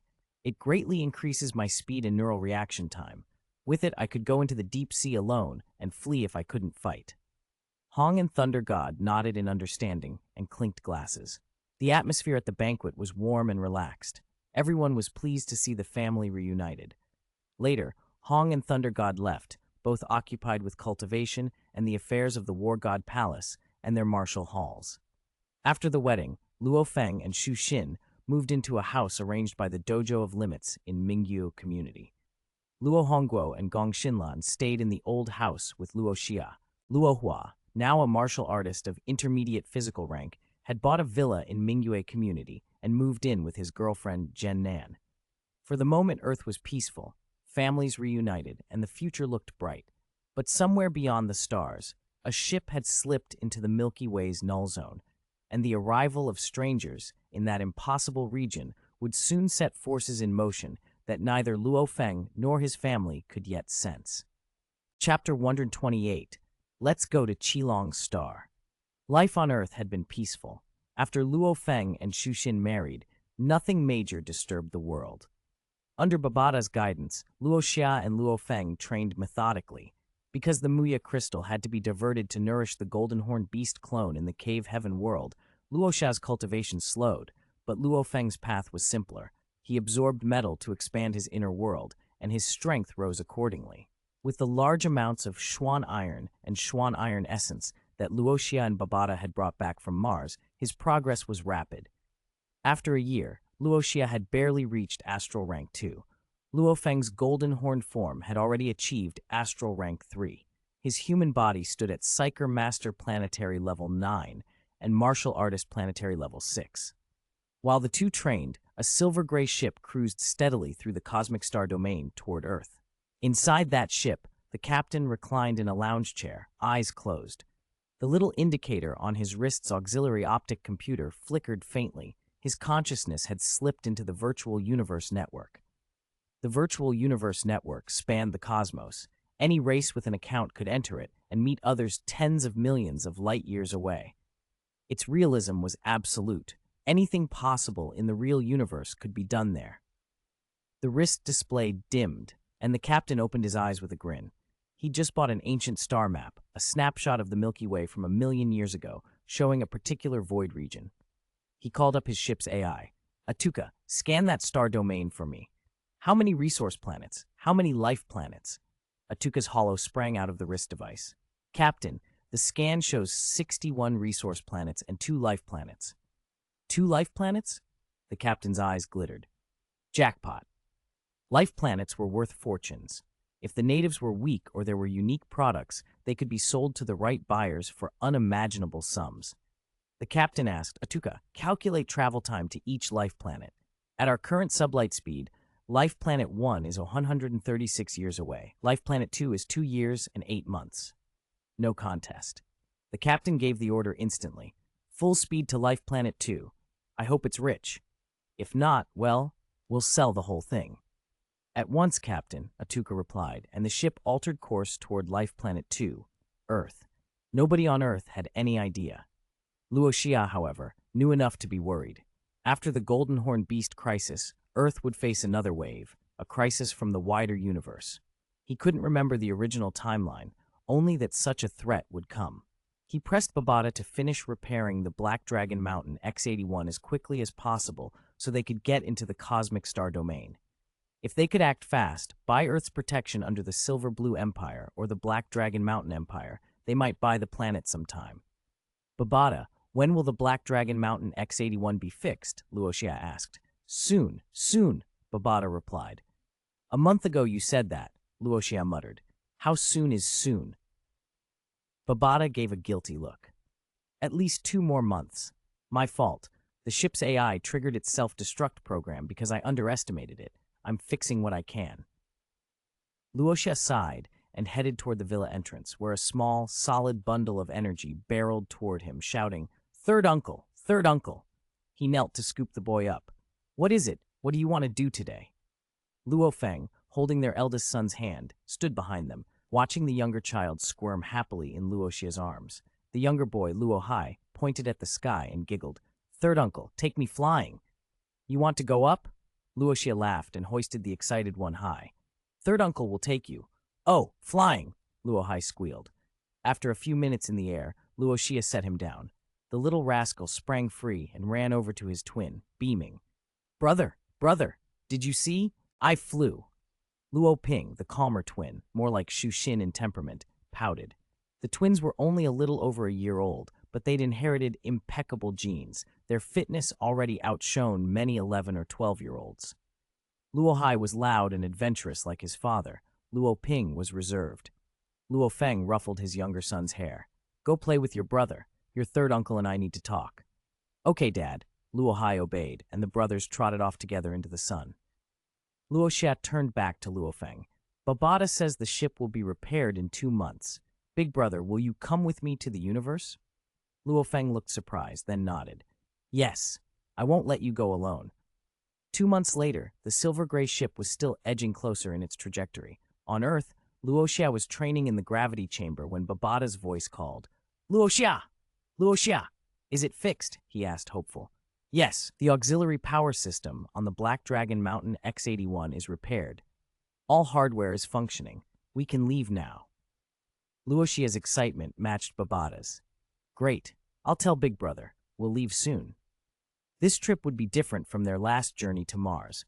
Babata said they were heading to a superplanet 320,000 light-years away, a world thousands of times more prosperous than the Silver Blue Empire's capital, crowded with powerful figures and diverse life forms. They might finally make contact with aliens. Don't rush, Babata cautioned. It's late today. Tell Luo Feng to prepare. We depart tomorrow. Luo Xia agreed. He phoned Luo Feng. Luo Feng peered out at the sleeping twins, stepped quietly into the hall, and replied, Okay, I'll tell Shu Xin. We'll leave tomorrow. Back in the bedroom, Shu Xin lay in pajamas watching a serial. She smiled when Luo Feng returned. Are they asleep? Yes, he said, slipping into bed and pulling her close. Shu Xin tucked against him and laughed softly. They always want Daddy to read them bedtime stories. Who told them I was their daddy? Luo Feng teased, planting a kiss on her forehead. After a quiet moment, he told her, We're leaving tomorrow. For something important? She asked. Probably about a month, he guessed. A month? Shu Xin blinked. That long? Another one of those missions? Something like that. I promise I'll be back on time. She nodded, resigned and trusting. Later in the nursery, Luo Hai lay awake. His hearing was sharp. He whispered to Luo Ping, "Brother, Daddy's bullying Mommy again." Luo Ping rolled his eyes and hissed, "Go to sleep. Daddy wouldn't bully Mommy." "I heard everything," Luo Hai insisted. "I told you to sleep," Luo Ping retorted, and the two drifted off. Early the next morning, after breakfast, Luo Xia and Luo Feng said goodbye. Luo Hai shouted as they rose into the sky and disappeared from view. 10,000 meters up, Babata brought out the saucer-shaped Black Dragon Mountain X-81. The ship was huge. Once its stealth was off, Earth satellites would detect it. The hatch opened. Luo Xia and Luo Feng glided in. The hatch sealed, and the ship broke free of the atmosphere. In the ship's command center, both men sat in battle armor. Babata's little face appeared on a console. "We've left Earth. External view at full simulation," Luo Feng ordered. The command center dissolved into a panoramic vista, the starfield and a colossal blue planet receding behind them. Luo Xia smiled. "Nervous?" "A little," Luo Feng admitted. "It's our first time leaving Earth for another life planet. My heart's restless." Babata chuckled. "It's normal. Aside from ruins on Earth, this is your first direct contact with other life forms in the universe." Luo Feng peered into the silence of space and asked, "Has the ship reached light speed?" The X-81 is a C5 class ship, high-end for the Black Dragon Mountain fleet, but its acceleration can't match a meteor star. "It will take some time to reach light speed," Babata explained. "You may not feel changes because the ship has automatic gravity adjustment. On ordinary ships, you'd have to enter safety cabins to avoid being torn apart by acceleration." As they watched, Babata began a countdown. 12 seconds until light speed. 10, 9. In a blur, planets and stars smeared. The starlight blurred until everything outside became a uniform darkness, as though swallowed. The ship's form winked out of the real universe and entered the dark universe, just as Babata had said would happen when an object reached light speed. There was a prolonged vibration, then Babata announced, "Universe traversal successful. We have entered the dark universe, shutting external view simulation." Luo Feng frowned. "Dark universe, what's that?" "The dark universe corresponds to our original universe in coordinates, but on a different scale, 10,000 times smaller," Babata explained. "Traveling at light speed essentially moves you into this dark universe. In it, you can exceed the speed of light relative to the original universe. That's why reaching light speed and entering the dark universe is the fastest way to traverse vast distances." Babata looked at Luo Xia. "I explained this to you before, but Luo Feng hasn't heard it. Luo Xia's Godspeed domain, the Wind Godspeed domain, is a top-tier wind law domain tied to the time law. It allows someone like Luo Xia to remain in the original universe even while reaching light speed, but only if he reaches undying rank. It's a monumental domain. The X-81's maximum is 5 times light speed, but to conserve energy, we'll cruise at 2 times light speed. At that speed, Qilong Star is about 10 Earth days away. You can rest or cultivate in virtual space during the voyage." Luo Xia and Luo Feng nodded and dove into the virtual space to cultivate. Meanwhile, in a star domain much closer to the solar system, the silver-gray ship approached on its intercept course. On its bridge, the captain stood at the console. Beside him was a burly crewman with simian features. The man spoke anxiously. "Captain, the family fleet has entered the void region. What if the family grabs your share and gives you only a pittance?" The captain snorted. "My grandfather and I are not close, but he's not that kind of man." "Still," the simian crewman pressed, "this is a life planet. According to the old legends, there may be relics left by an invincible powerhouse. Its value could dwarf a normal world. When huge profits are at stake, even kin turn on each other. Be careful." The captain's eyes swept the crew. He smiled, confident. "Relax. We all found this site together. We risked our lives for it. I'll ensure the expedition team gets its due." The crew breathed easier. "When we get there, we'll collect samples immediately. I'll post data in the virtual universe network and find buyers. No one from the family will beat us online." He grinned. "Everything's under my control." Back on the Black Dragon Mountain X-81, the ship sped deeper into the dark universe and toward Qilong Star, while Earth waited, blissfully unaware of the fortunes and dangers racing in from the void. The long hours drifting through the dark universe had been mind-numbing. The only relief for Luo Xia and Luo Feng was Babada's virtual space, where they could practice and spar in a simulated castle and on battlefields Babada constructed for them. In the virtual space, their physical abilities were matched to the real thing, so their training felt authentic. 9 heavens later, Babada pulled them out. Luo Xia, Luo Feng, will reach Qilong Star in 20 minutes, she announced. The brothers nodded. Luo Feng glanced at the ship's instruments and asked, Babada, we had to reach light speed to enter the dark universe. How do we get out? Babada smiled. Simple, decelerate to a stop. You'll automatically warp back into the original universe. The ship slowed and came to a gradual halt. Both felt a faint vibration through the deck. After more than 10 seconds, everything settled. Babada added, Universe warp completed. We're back in the original universe. Do you want me to enable external scene simulation? Enable it. 100%, Luo Xia said. The command room dissolved around them and, in its place, Qilong Star filled their view. A planet veiled in shifting clouds of colored gas, 2 moons tacking slowly about it. Babada explained, This is Qilong Star. When we arrive, follow my plan. Adopt the identities of children of a powerful figure. It will save you a lot of trouble. Luo Feng hesitated. Babada, that's fine, but we don't have money. I heard you say it costs money to enter a planet's systems. Where will we get currency? We just came from Earth. You don't have it, but I do. Babada chuckled and looked at Luo Xia. Besides, Luo Xia is already astral rank. He can inherit one of the 3 accounts our master left. Luo Feng slapped his forehead. I almost forgot about Master Hu Yanbo's accounts. So should we go to the bank first? Luo Xia asked. No. First you need valid identities. Right now you're unregistered in the universe. Babada tapped the image of Qilong Star. I had you come here because it belongs to the Black Dragon Mountain Empire. You can register directly as citizens of that empire, much easier than applying to the Silver Blue Empire. Luo Xia frowned. Identity documents cost money too, don't they? Don't worry. Babada tapped her storage and beamed. I found 932 Ganwu coins in the reserve. 932 Ganwu coins? Luo Feng blinked. Is that really enough? Babada set her hands on her hips.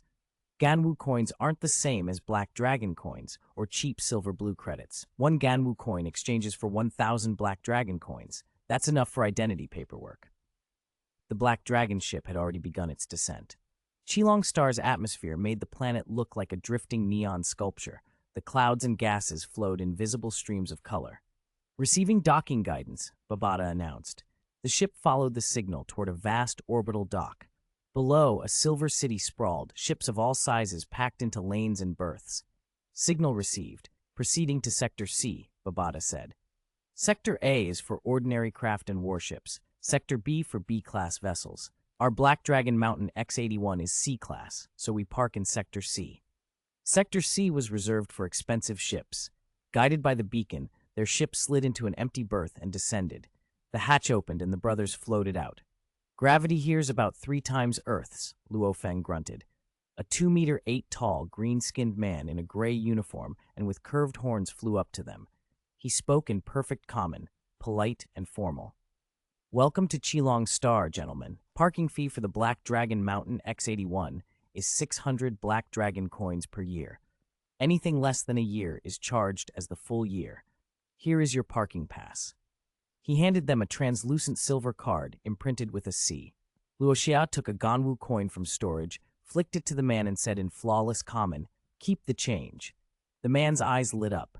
A Ganwu coin in Black Dragon territory was a sign of status. He accepted it with visible awe. A Ganwu coin. Thank you, sirs. Enjoy your stay on Qilong Star. As he left, a ship painted with odd black and white patterns landed nearby. The hatch opened, and a round-faced young man hopped out first. Black hair, 2 purple streaks across his face, small bright eyes. 4 hulking bodyguards, ape-like in build, followed him. Babada murmured, "The chubby fellow is planetary rank 3. The 4 behind him are astral rank, 3 at astral rank 3 and 1 at astral rank 8. Luo Xia and Luo Feng exchanged surprised looks. 4 astral range bodyguards? That explained the chubby man's confidence. He rushed forward, practically clutching the hull of the Black Dragon ship in reverence. Oh my stars, an X-81. That model's over 1 million years old, pure Wui metal, a collector's dream. His voice bubbled with delight as he ran a hand along the plating. I'm Gao Sheng Wei Di. Call me Gao Sheng. If you ever sell this, let me know. I could probably afford it in 10 years. Luo Xia replied. This is my elder brother, Luo Feng. Their tone was casual. Babada whispered a prompt to smile.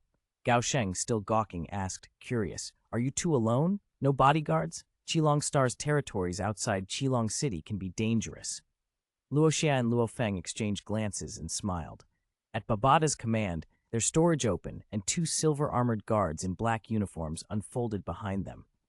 Luo Xia had left another at home to protect Luo Hongguo and the others. Gao Sheng's eyes widened. Silver-armored guards? He nodded eagerly, impressed. Those are top-tier bodyguards, one for protection and one for engaging foes. If you two don't mind, let me escort you. With my 4 bodyguards, no one will dare bother us.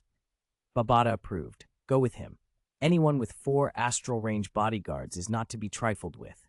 You'll have fewer complications if you travel together. They agreed. In a flurry of motion, the group rose, Gao Sheng and his guards trailing. Battle armor flared onto the brothers as they ascended. Somewhere above the city, they talked ships and price. Gao Sheng pressed, how much did this black dragon cost? Babada fed them a figure. 9 billion black dragon coins to buy, 2 billion more for modifications and repairs. Luo Feng winced. That much? Babada explained. Not excessive. Wuji metal goes for 3,000 black dragon coins a ton. This ship weighs 2 million tons.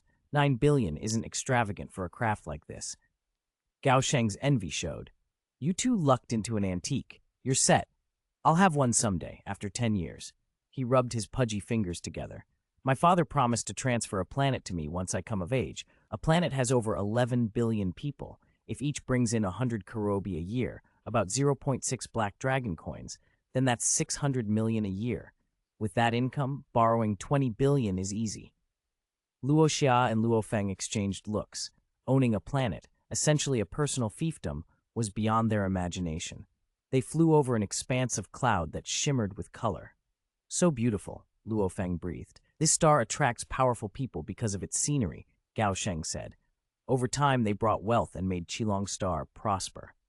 On the horizon, Luo Feng's gaze snagged on something else, an enormous residence. Gao Sheng laughed. That's a castle, a 10-kilometer courtyard. You need status and strength to own one. A castle? Luo Feng was stunned. They'd expected mansions, not fortresses. Babada smiled. In the universe, residences get impressive. My master owns Yunmo Planet as a residence. They passed neighborhoods of colossal small castles, each one the scale of a city back on Earth. Gao Sheng muttered about property values, comparing Qilong Star's market to the Imperium's capital. There, even the humblest estates might fetch 1 billion black dragon coins. Here they sold for hundreds of billions. Do you two own any property here? Gao Sheng asked. No, Luo Feng said. We're still young. Gao Sheng commiserated. My father says the same. He keeps tight control over my allowance and won't transfer anything to me for 10 years. Half an hour later, a black-walled metropolis appeared, Qilong City. The looming walls were ink-dark and ringed with carved dragons that seemed to coil and glitter. The scale was staggering. The walls rose 100 meters and stretched out of sight.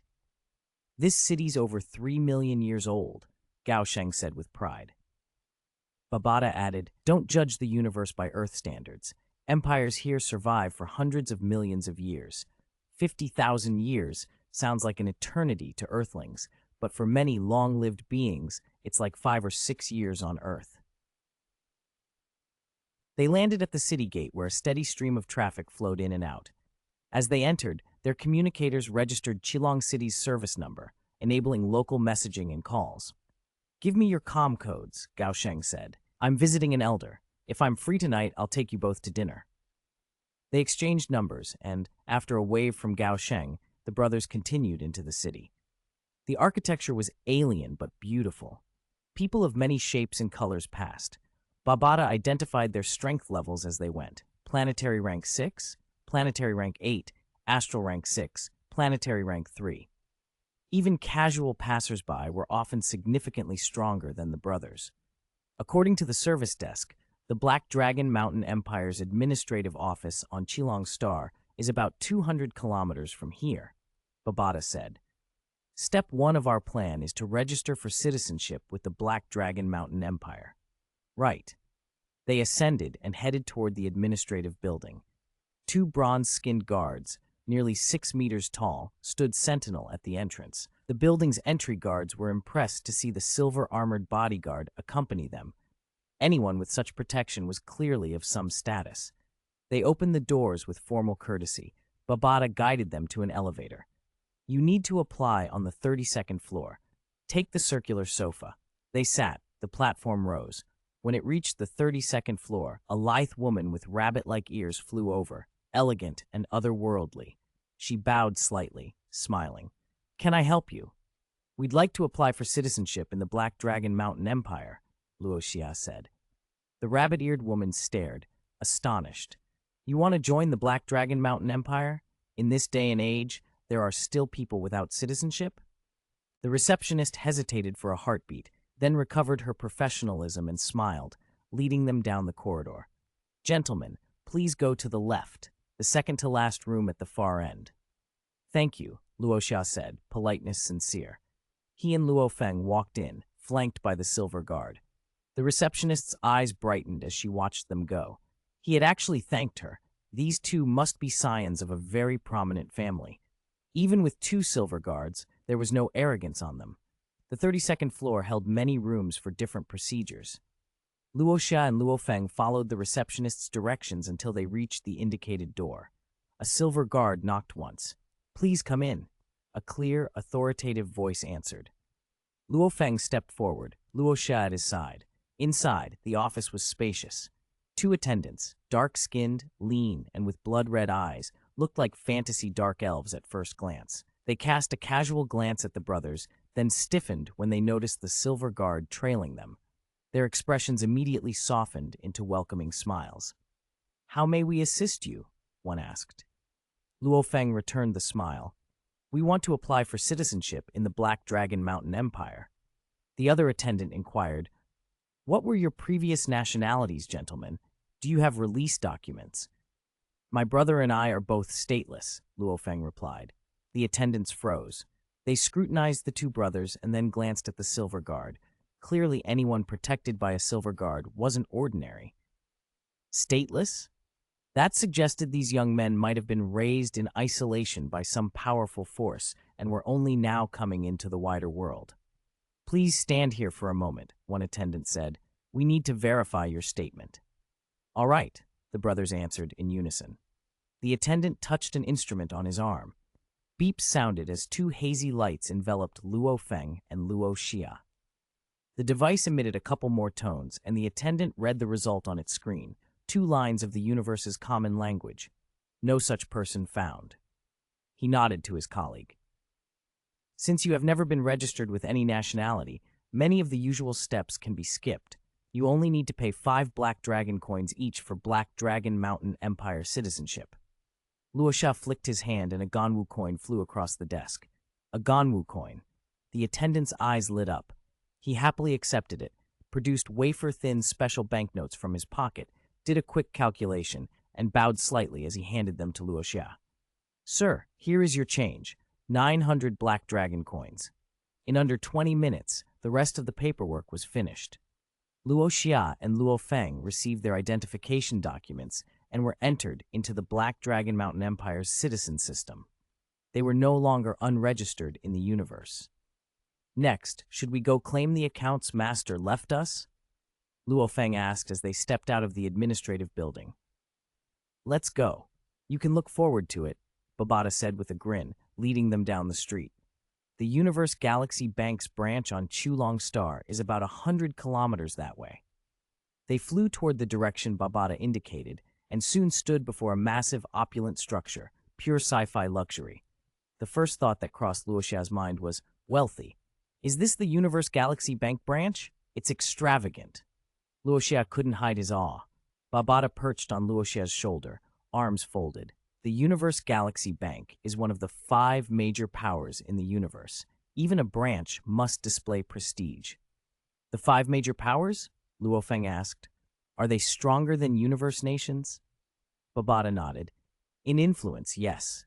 Don't be fooled by the vast territories of some high-level universe civilizations. The real behemoths are the Universe Galaxy Bank, Cosmic First Bank, the Great Axe Battle, Universe Mercenary Alliance, and the Virtual Universe Corporation. He went on to summarize them briefly. Universe Galaxy Bank and Cosmic First Bank handle the wealthy, even undying-level powerhouses entrust them with deposits. The Great Axe Battleground is the fairest arena. You'll learn about it later. The Universe Mercenary Alliance is loose in structure, but holds most of the Psyker Masters and martial artists. Your teacher once belonged to them. The Virtual Universe Corporation runs the Virtual Universe, humanity's second world. You'll need an account with them, or travel will become inconvenient. With Babada's rundown in mind, the brothers entered the bank. There was a long line. Many customers were here for business. "Big brother, you sit over there," Luo Xia said. "I'll wait in line." Luo Feng nodded and took a seat while Luo Xia queued. Half an hour later, it was his turn. "Sir, this way, please." The clerk led Luo Xia to a small reception room. "I'd like to transfer funds," Luo Xia told the operator. "May I have the account number?" the operator asked with a pleasant smile.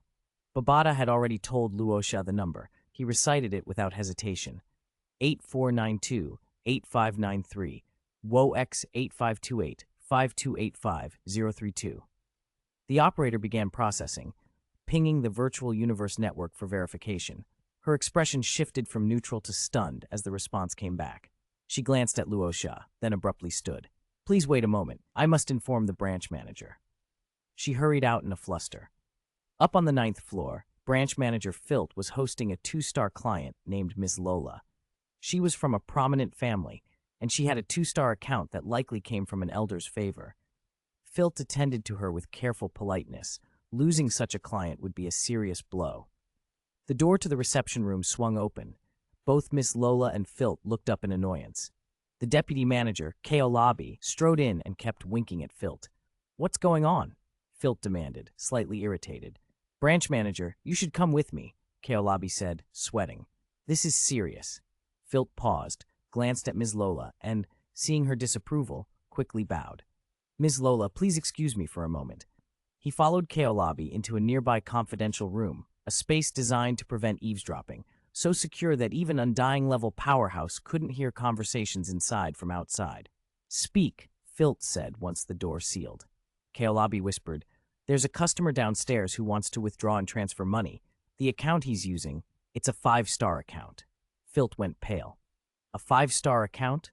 That was almost unheard of at a branch like theirs. 2-star clients were noteworthy. 3-star and above were rarer still. 5-star customers could buy planets as casually as buying trinkets. Entire high-level civilizations paled in comparison. "Are you certain?" Filt asked, disbelieving. "Yes," Kaolabi breathed. "The entire bank is under the system's supervision now, every action monitored. If we discuss this outside the confidential room, the system would register it immediately. We couldn't afford that." Filt wiped his sweating brow. Universe Galaxy Bank protected its top customers at any cost. The money of 5-star depositors generated daily profits, and the bank would go to extreme lengths to keep their identities secret.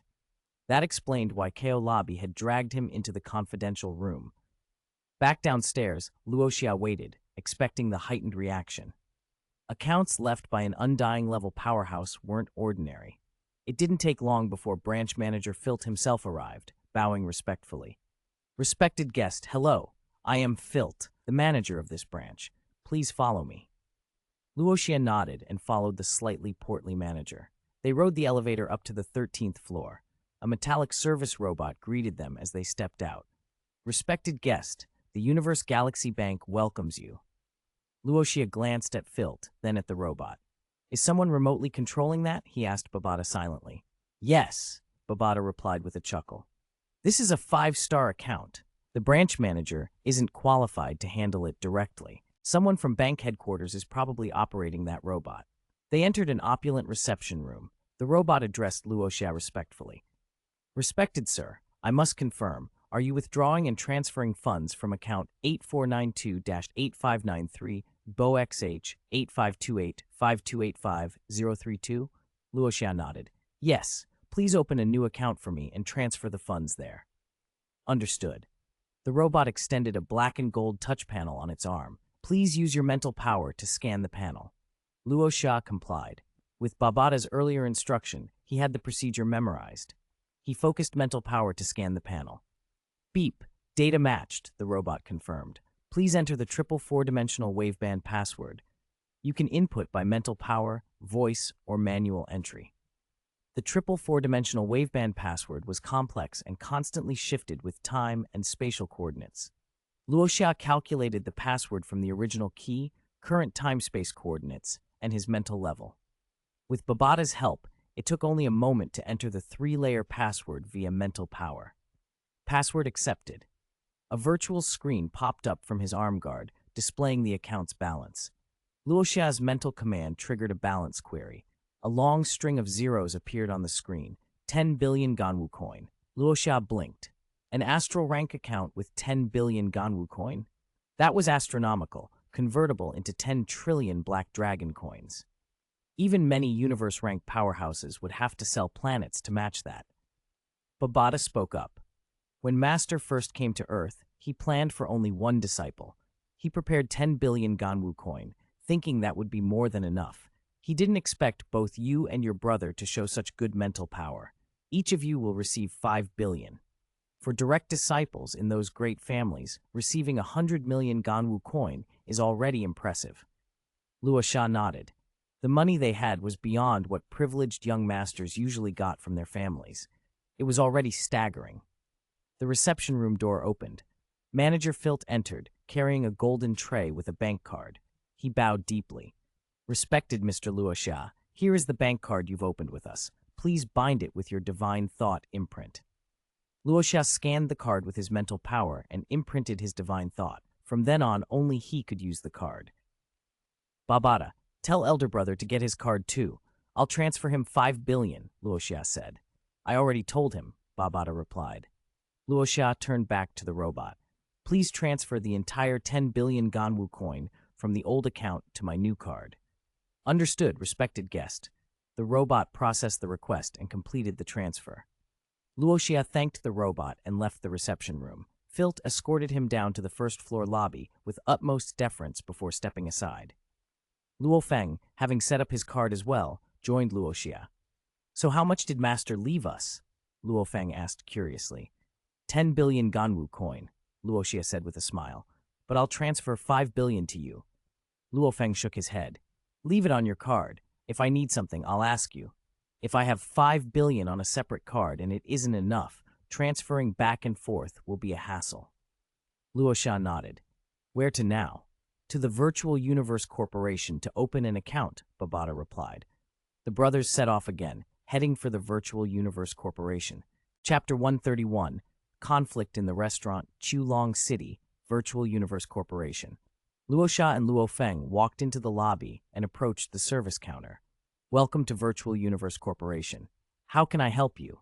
A woman in a red uniform asked with a smile. She had a delicate face and a fluffy tail, undeniably non-human. Luo Xia's eyes flicked to the tail. On Earth, this would be straight out of a textbook on alien races. We want to open accounts, Luo Feng said. The woman nodded. Account opening, yes. Which package would you like? We offer network access for 100 years, 1,000 years, and 10,000 years.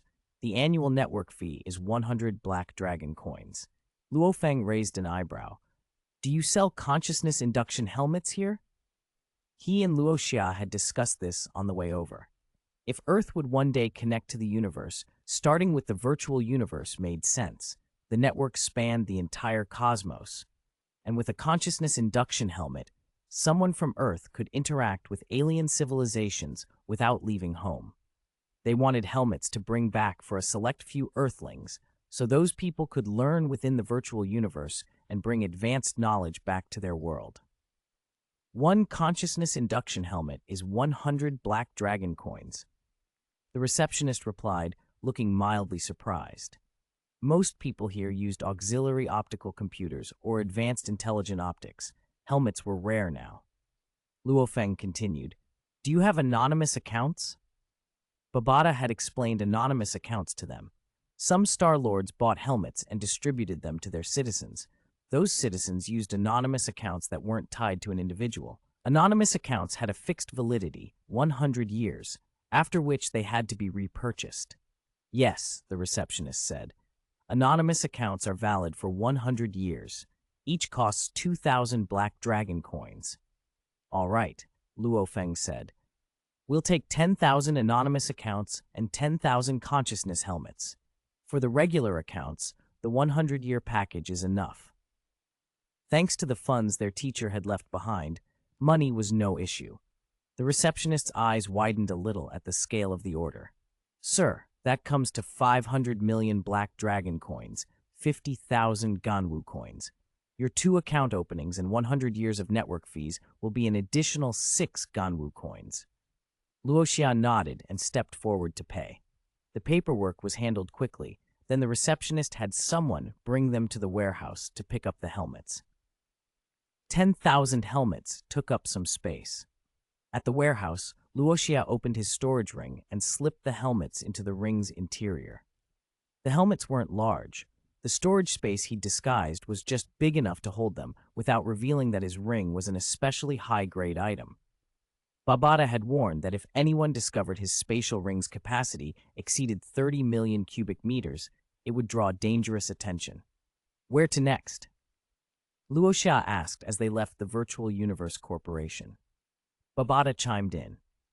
Gaosheng Wei Di sent you a message. He invited you to eat at a place called the 100 Flavors Restaurant in North City. He asked you to accept. Luo Xia glanced at his older brother. Should we go? Luo Feng hesitated. Gaosheng's background isn't simple. We've only just arrived in the universe. Having connections could be useful. Let's go meet him. Babada's tone softened. Making friends is important. Your teacher was too solitary. If he had allies or belonged to a powerful organization, perhaps things might have gone differently. Her voice turned melancholic, but she quickly recovered and guided them. This way. The restaurant is over here. They reached a casual, comfortable eatery. A voice called from the second floor as they entered. Over here! Gaosheng stood by the railing, waving. He had a sunny grin. Luo Xia and Luo Feng climbed the stairs. You're in a good mood today, Luo Feng observed as they sat. Of course, good news, Gaosheng beamed. I'll tell you after I order. This place has several famous dishes. He snapped his fingers and a green-haired waitress from the Mengbei race came over. Luo Xia noticed she looked young, below planetary level.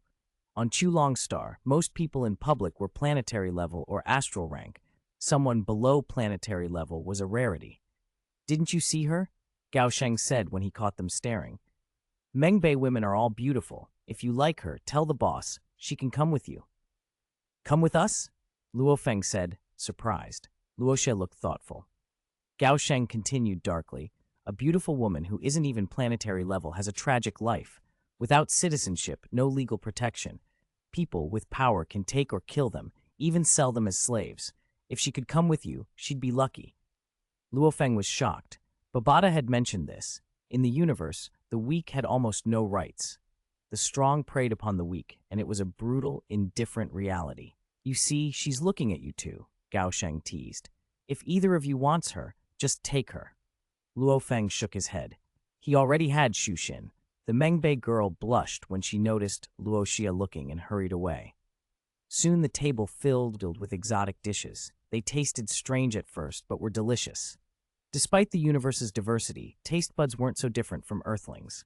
Between bites, Gaosheng explained his good news. I visited an elder today. He gave me a lot of face. He agreed to let me apprentice under him for a few years. He's in the energy business, Gaosheng added proudly. Following him will get me experience and connections. Luo Xia and Luo Feng exchanged impressed looks. The energy industry had an extremely high barrier to entry. Gaosheng's access spoke to his background. Luo Xia asked Babada quietly, Can you check Gaosheng's information in the virtual universe? Simple, Babada said. With their new accounts active, she could browse freely. Gaosheng's personal profile is restricted, but I found information on the Wei Di family he belongs to. The Wei Di family? Luo Xia glanced at Gaosheng, who was chatting animatedly.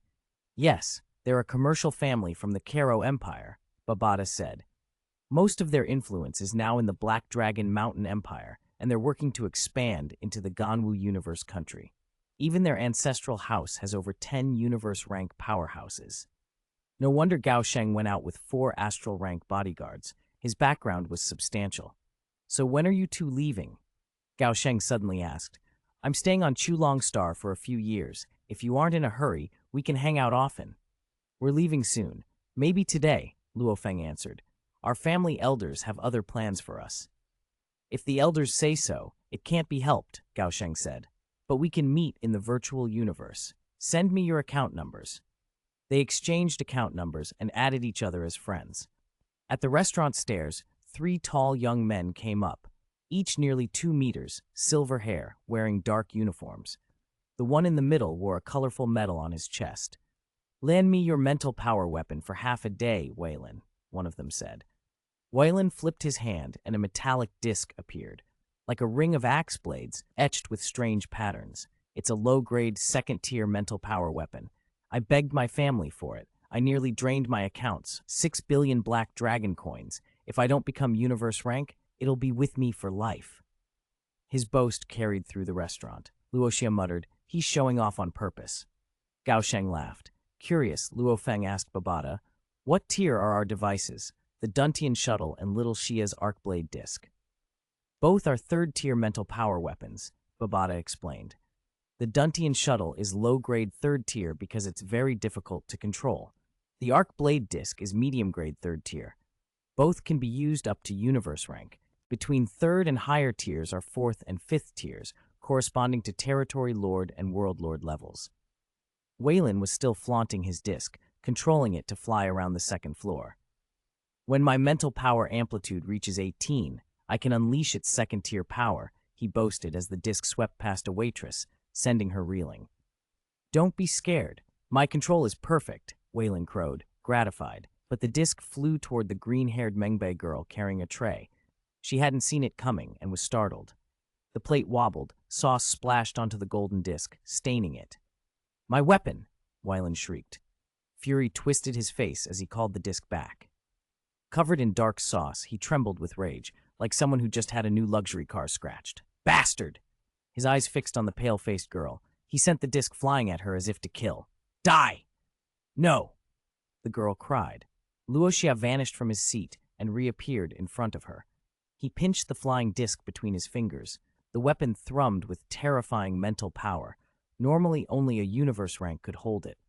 Luo Xia's physical level wasn't universe rank, but his mental power exceeded Waylon's.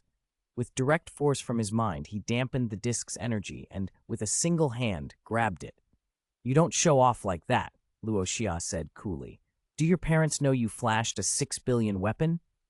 He flicked his wrist, and the disc shot toward Waylon, stopping with a metallic squeal 1 centimeter in front of the other boy's throat. Waylon gulped and stared at Luo Xia with equal parts fear and fury.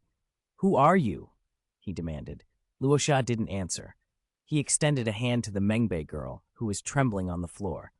Tearful and shy, she placed her hand in his, and he pulled her up. Thank you, sir, she whispered. Gao Sheng laughed. Told you. Hero saves beauty. Brother, why don't you just take her with you? Luo Xia shook his head and led the girl back to their table, ignoring Waylon's furious gaze. Waylon glared at Gao Sheng. Who are you? Gao Sheng Wei Di, Gao Sheng said casually. Wei Di, someone murmured. He's from the Wei Di family. At the mention, other diners recognized the name and began to whisper. Waylon's face changed. He looked ready to apologize but swallowed the idea. Apologizing would make him lose face. He clenched his teeth, left in a huff, and walked out. Gao Sheng chuckled. Funny to run into this on my first trip to Chulong Star. Luo Xia looked at him. Did my interference cause you any trouble? Gao Sheng waved a hand. You called me brother. No trouble at all. He was just a brat. I'll tell you, I can offend anyone on Chulong Star. Luo Xia raised a thumb in a casual sign of approval. Gao Sheng blinked. What's that mean? We do that to praise someone, Luo Feng explained with a wry smile. It means you're impressive. Oh, interesting. Gao Sheng laughed again. He turned to the green-haired woman. If you really fancy her, take her. If not, she can come with me. I don't have many servants here. Luo Feng watched the girl's fate decided in a few sentences and felt a sickening worry about Earth. Compared to the universe's powerhouses, Earth was desperately weak. If outsiders ever discovered Earth, its people might face the same fate as this Mengbei girl. Luo Feng, Luo Xia.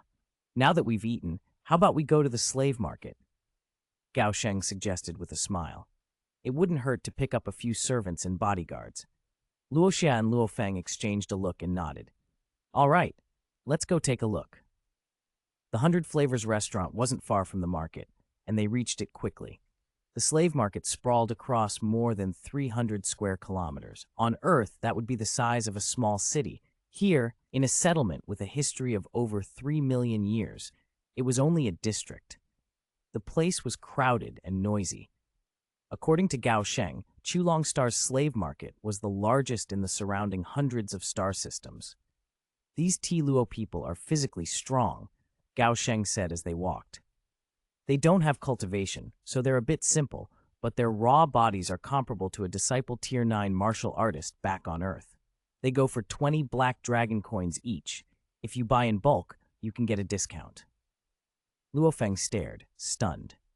Disciple Tier 9 on Earth equated to a war god-level fighter, yet here they were being sold for practically pocket change. Those below planetary level can't become citizens, Gao Sheng went on, so their prices stay very low.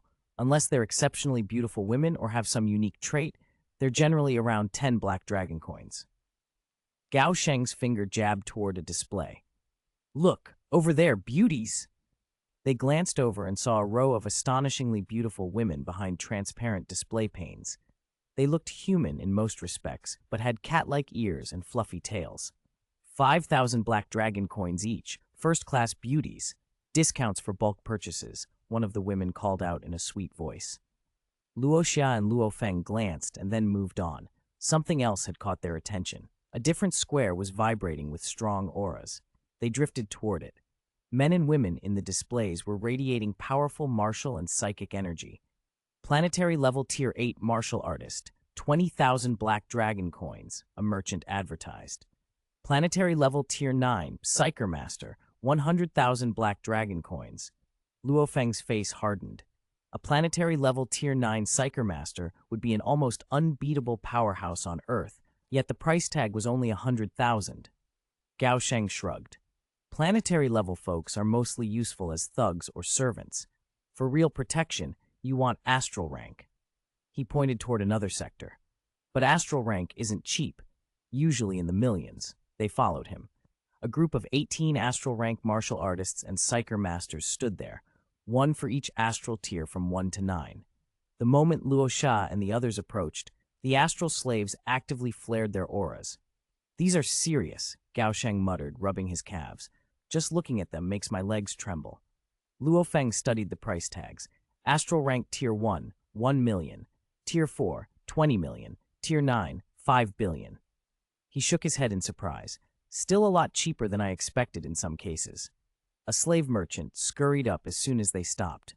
Gentlemen, interested in these astral rank slaves? Gao Sheng waved him off. I've got astral rank already. Then, curiosity getting the better of him, he asked, I heard Chulong Star used to have universe rank slaves for sale? Luo Xia and Luo Feng stiffened. According to Babada, a star system typically produced at most one universe rank expert through its own development, true emperors of a system. The idea that universe rank beings were being sold as slaves was staggering. The merchant smiled. If you want a universe rank slave, I can arrange it with my boss. Gao Sheng laughed. I was only asking. I can't afford universe rank slaves. What do they usually cost? Luo Xia asked.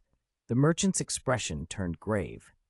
Capturing a universe rank alive and installing a slave chip is incredibly difficult.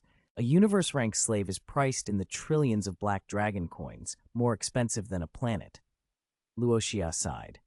I was hoping for a few 100 billion, but trillions are out of the question. He and Gao Sheng exchanged astonished glances. Casually spending hundreds of billions would already mark someone as extraordinarily wealthy. If you don't want universe rank, buy a batch of astral rank Tier 9s, the merchant added. If you're lucky, one might break through to universe rank someday. Gao Sheng snorted. 1 in 100,000 at best. You're joking. The merchant laughed and offered to show more. Our display here is only a sample. You can view the full inventory via virtual projection. Gao Sheng declined. We'll contact each other in the virtual universe later. Luo Feng, Luo Xia, let's split here. Okay, they agreed and bade Gao Sheng farewell.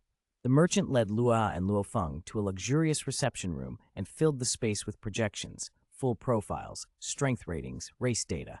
Babada, come out and help, Luo said, touching his wrist guard. His AI, Babada, emerged and began scanning. With so many options, Babada's database would be invaluable. How many are you planning to buy? The AI asked. Luo Feng glanced at his brother. A fair number. We'll be traveling the universe a lot. It's better to have plenty of astral rank guards to protect Earth and our family. If you buy many, choose slaves of the same race, Babada advised. They'll get along better and be more cohesive. Do that, Luo Xia said. Babada sifted through the data and highlighted several options. The Haimeng race has many solid astral rank individuals, he said, picking them. Luo Feng pointed to 3 astral rank Tier 5 Psyker Masters among the selections. That's 3 Tier 5 Psyker Masters, he told the merchant. The merchant recorded it eagerly. Each Tier 5 Psyker Master was 400 million Black Dragon coins. 3 came to 1.2 billion. Luo Feng added, and these 3 astral rank Tier 7 Psyker Masters. The merchant's eyes widened. Tier 7 Psyker Masters were pricier, 1.5 billion each. 3 of them meant 4.5 billion. The merchant wrote it down with barely contained excitement. Then Babada paused. I didn't expect to see a spirit fox. What race? Luo Xia asked. The spirit fox. A projection appeared, a tall woman with fox ears and 3 lush tails, impossibly beautiful. They're famous across the universe for their beauty and illusion-based psyker skills. After their homeworld was destroyed, the survivors either drift or end up slaves. Their numbers are tiny. She's astral rank Tier 3 and listed at 6 billion Black Dragon coins, Babada noted. Luo Xia blinked. Why so expensive for a Tier 3? The merchant smiled at once. A spirit fox beauty alone can fetch tens of thousands. Add astral rank psychic talent, and 6 billion is fair. Babada added, their real value is in illusion. A spirit fox's psyker illusions can fool even a universe rank of weak will. Luo Feng didn't hesitate. We'll take her. The merchant's grin split his face. Spirit fox slaves were rare and hard to move at that price. Selling one would be a big win. Luo Feng then tested the merchant. What's the maximum discount? The merchant puffed up. 50%? That's the best I can do. Luo Feng leaned forward, proposing more. Include 10 astral rank Tier 1s, 5 martial artists and 5 Psyker Masters, and 1,000 planetary level Tier 9 Psyker Masters. The merchant went pale. I can't give that many. He looked as if the offer had left his family penniless. Luo Feng continued, calm and precise. 10 astral rank Tier 1s, about 20 million in value. 1,000 planetary level Tier 9 Psyker Masters, roughly 100 million. One price, 10.7 billion Black Dragon coins. I'll put down a 1 billion deposit now. When you notify me to pick them up at the planet's docking port, we'll finalize the deal. The merchant frantically recalculated, then nodded. If some of the listed prices were inflated, he'd still turn a profit, and a deposit was a deposit. With the deal arranged, Babada reminded them, you still need to register with Ganwu Dojo. Luo Xia raised an eyebrow. Why? Hu Yanbo arranged it before he died, Babata explained. He learned the hard way. Being solitary and without allies left him vulnerable. If his disciples are attached to an organization, people think twice before making enemies. Ganwu Dojo has no thresholds. Anywhere in the Ganwu Universe country, any planetary-level martial artist or psyker master can join for a small fee. They each paid 1,000 Black Dragon coins and became disciples. There was no ceremony, just paperwork. Then they left and headed for the city gate. They called the merchant on the way. Yes, we're leaving now. We'll meet you and go to the docking port together. Luo Feng confirmed. A short flight later, they arrived at a restaurant by the north gate. The waiter led them to a lavish private room on the 6th floor. A man sat at the table. Behind him stood the earlier merchant and 2 black uniformed bodyguards. That's Wu Qi, the manager on Glong Star, Babada said. The seated man is an astral rank Tier 3 Psyker Master. The 2 bodyguards are astral rank Tier 9 Psyker Masters. Luo Feng stood and bowed. Mr. Wu Qi, we're ready to depart. Wu Qi smiled, deferential. The spaceship is waiting outside. Please come. Inside the ship, they were escorted to a reception cabin.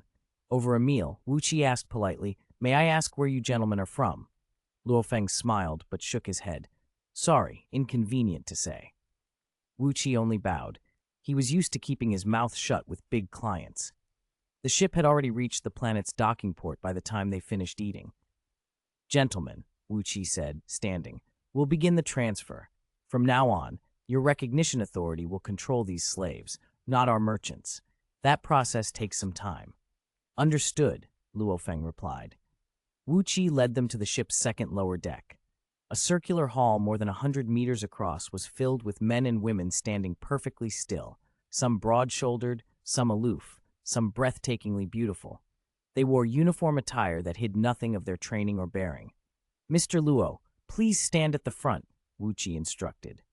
Luo Feng walked forward. He recognized the spirit fox woman immediately, tall, about 1.8 meters, long shapely legs, curves, and the 3 gleaming tails. He felt a soft chime inside his wrist guard. Instruments along the walls blinked and focused. Wu Xi's team was transferring identification data to bind the slaves to Luo Feng's recognition authority. Minutes ticked by.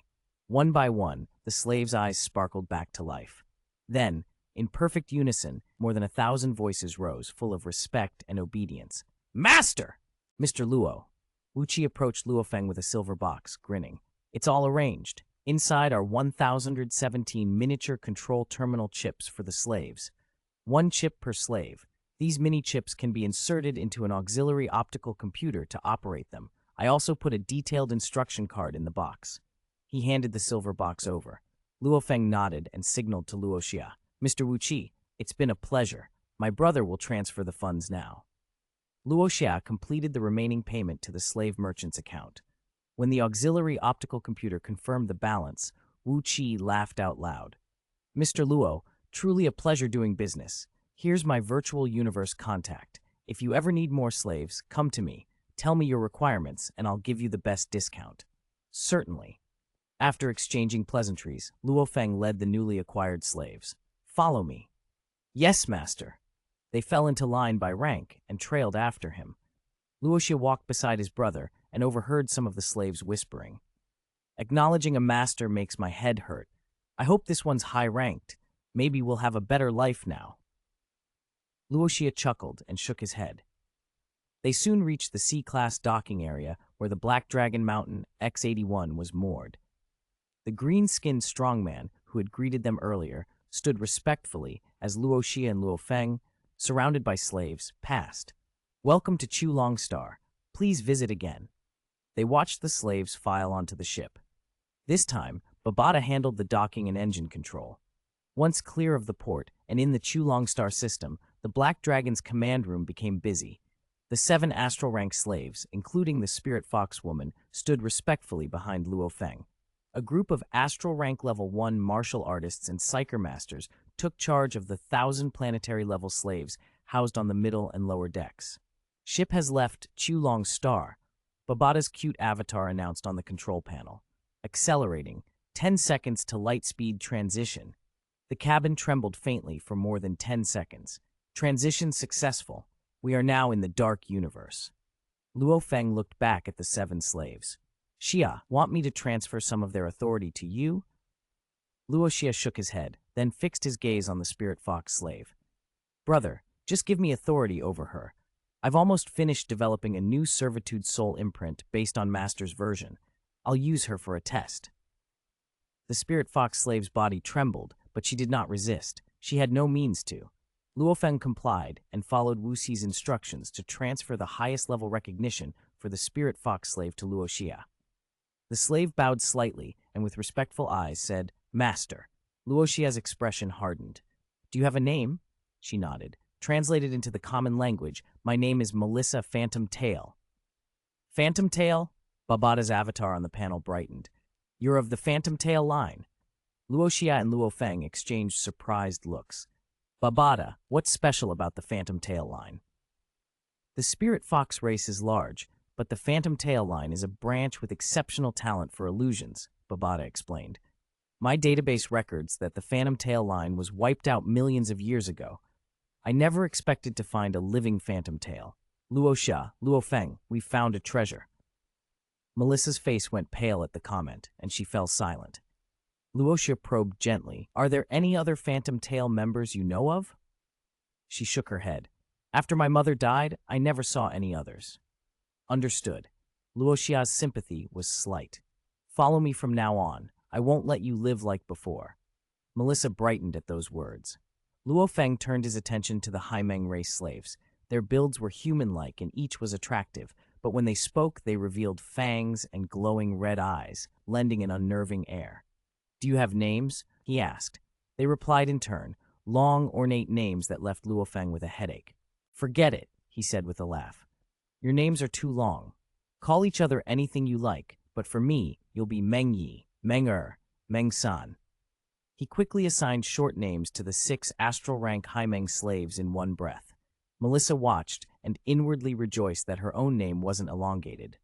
All right, you can go rest, Luo Feng dismissed them. Melissa remained behind at Luo Xia's request, visibly anxious. She knew she couldn't resist what Luo Xia planned to test. Soon the command room was reduced to Luo Xia, Luo Feng, and Melissa. Babada materialized beside Luo Xia and asked, Are you sure you've completed the servitude soul imprint you mentioned? Luo Xia nodded. Since his life gene had been amplified tenfold by the cosmic origin's will, his comprehension had surged. He'd not only conceived the new servitude soul imprint, but had also sharpened his grasp of the wind law, though he'd had few chances to apply it. I'll cast it now. Luo Feng and Babada stepped back to watch. Melissa bowed her head and trembled, but stood motionless. Condense, Luo Xia commanded. A red soul imprint flashed into being and flew toward Melissa. It was a delicate, immensely intricate sigil. Just looking at it made Luo Feng's head swim. The speck of red light sank into Melissa's glabella. Her eyes glowed red. The soul imprint of servitude, Luo Xia had condensed branded itself deep in her spirit. From that moment, she would submit wholly to Luo Xia. If he died, her soul link would dissipate. This basic servitude was only the start. Luo Xia's new imprint carried 2 powerful additional effects. First, whenever Melissa cultivated, a portion of the gene energy and mental power she produced would flow to Luo Xia through the soul imprint. Second, Luo Xia could project his will into Melissa at any time and take total control of her body. To work, the imprint required a counterpart condensed in Luo Xia's own sea of consciousness, an ethereal link that let him both command the slave and siphon off cultivation-derived energy. Master. Melissa's voice held a newfound attachment and reverence. All right, Melissa, try cultivating now, Luo Xia instructed. She obeyed. As Melissa cultivated, thin streams of mental power and gene energy flowed into the red sigil embedded in her soul. In Luo Xia's sea of consciousness, he felt the corresponding imprint release its threads of energy. The mental power merged into his mental stars, and the gene energy followed his meridians to the primal force stars of his Dantian. Stop! Luo Xia tested the imprint's effect and, satisfied, told Melissa she could rest. Yes, Master. She swayed gracefully as she left the command room. Babada floated forward, practically vibrating with excitement. Luo Xia, you're a genius, the greatest. To develop such a powerful servitude soul imprint from teacher Hu Yanbo's original, amazing. Luo Xia allowed himself a small, pleased smile. Teacher Hu Yanbo's imprint had been formidable. His own was stronger and more complex. Xia, I think your imprint is 10,000 times more complicated than teacher's. I just looked at it and felt dizzy, Luo Feng admitted. Brother, if you want to learn this version, you must first master teacher's servitude imprint, Luo Xia explained. Luo Feng nodded. He still hadn't fully mastered the 10,000 sword soul imprint and had a long way to go. His current priority was improving the golden horn beast. Once that grew stronger, he could slowly learn other secrets. Luo Feng, Luo Xia, Babada interjected. Next step. Enter the virtual universe and find a planet to serve as a receiving point for goods. If you don't have a receiving planet, purchasing things in the virtual universe will be troublesome. We thought the same, Luo Feng said. They had discussed this since leaving Earth. Hu Yanbo's spatial concealment kept Earth's coordinates hidden. Until that secret technique was broken, Earth's location would not be exposed and could not be used as a receiving address. The Black Dragon Mountain Empire would not recognize a purchase tied to Secret Cord Earth. They had to find a nearby, convenient planet to act as a warehouse and receiving base. Babata synchronized their consciousnesses with the virtual universe. In that space, the Black Dragon Mountain Empire appeared as a vast island, larger than many real planets. The Ganwu Universe Country, a higher-tier civilization, stretched as a boundless continent in the simulation. Luo Feng and Luo Xia materialized on a bustling street, each with a small virtual assistant sprite perched on a shoulder, Babata on Luo Xia's, and an auto-generated sprite on Luo Feng's. "You've entered the virtual universe," Babata announced, spreading his small arms. "Here you can chat, meet friends, teleport, everything. You can trade stocks and futures, bind accounts to your bank, learn martial arts, place orders, and make transactions. You can play fully simulated virtual games that feel exactly like reality. There's almost nothing providers can't do." He warned them seriously, but it's still virtual. No matter how long you stay here, you cannot truly cultivate your body. The virtual universe is a channel, useful for meeting others, convenient for transactions. But don't get addicted, understand? Luo Xia smiled. "Babata, we're not children. We know the difference." Babata grinned. "You may be legally adults on Earth, but in the universe, 20-somethings are still considered youngsters." Luo Feng chuckled. "All right, Babata, start collecting data. Find the best planet to be our second base." "On it." "Wait a moment." Babata scanned the virtual universe databases. He returned quickly. "I found several candidates within range. Among them, Byland Star looks most suitable." Babata projected the planet's data. Byland Star is frigid, coldest regions around -120 degrees Celsius, warmest only about -10. Population roughly 2.1 billion, mostly concentrated in cities because of the chill. In the extreme cold zone, there's a large warehouse base, 98 kilometers long and 61 kilometers wide, currently listed for sale. Permanent ownership is priced at 800 million silver blue coins, with a planet management tax of 600,000 silver blue coins per year. Luo Feng and Luo Xia exchanged satisfied smiles. "Bailan Star it is," Luo Feng said. "Babata, exit the virtual universe. Let's go inspect Bailan Star." "Wait!" Babata darted in front of Luo Feng and Luo Xia as they were about to leave the virtual universe, laughing and calling after them. "Huh?" Luo Feng paused, puzzled. "Why?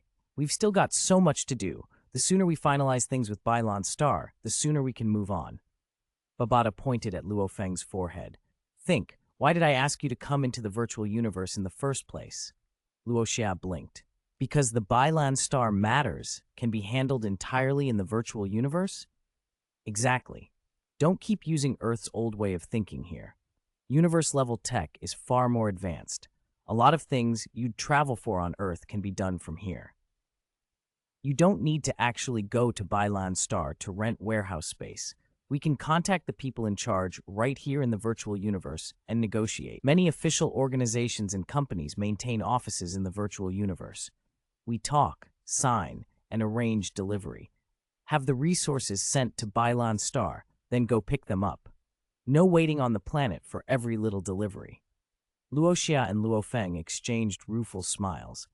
They had indeed been approaching things like Earthlings, planning trips when they could have settled everything virtually. "Then contact the people in charge of Bailan Star," Luo Feng said. Babata nodded and made the arrangements. After a little over 3 hours of negotiation, an agreement was reached. Luo Xia purchased permanent ownership of a warehouse base on Bailan Star that measured 98 kilometers by 61 kilometers for 800,000 Black Dragon coins and received a waiver from management taxes for 500 years. With that settled, they began buying cultivation supplies inside the virtual universe. "Babata, can we get Muya crystal here?" Luo Xia asked. "Of course, but it's extremely rare and expensive. You need special qualifications and channels to buy serious amounts. Even the money your teacher left won't buy you much," Babata warned. "Then forget it," Luo Xia said, erasing it from the shopping list. "Since Big Brother's strength is improving mostly through the Golden Horned Beast's inner world, let's first buy metals." Babata added, "Also, Luo Feng's human body can be strengthened with Bibo Marrow." "Then get me more Bibo Marrow," Luo Feng said. His mental power was planetary rank 9, and his physique planetary rank 6. With Bibo Marrow and Muya Crystal, he might have been able to break his mental power to astral rank 1 in 3 months, but Muya Crystal was out of reach. Luo Xia focused on comprehending the wind law. comprehension depended mostly on innate talent. Although there were treasures that helped law comprehension, they were prohibitively expensive.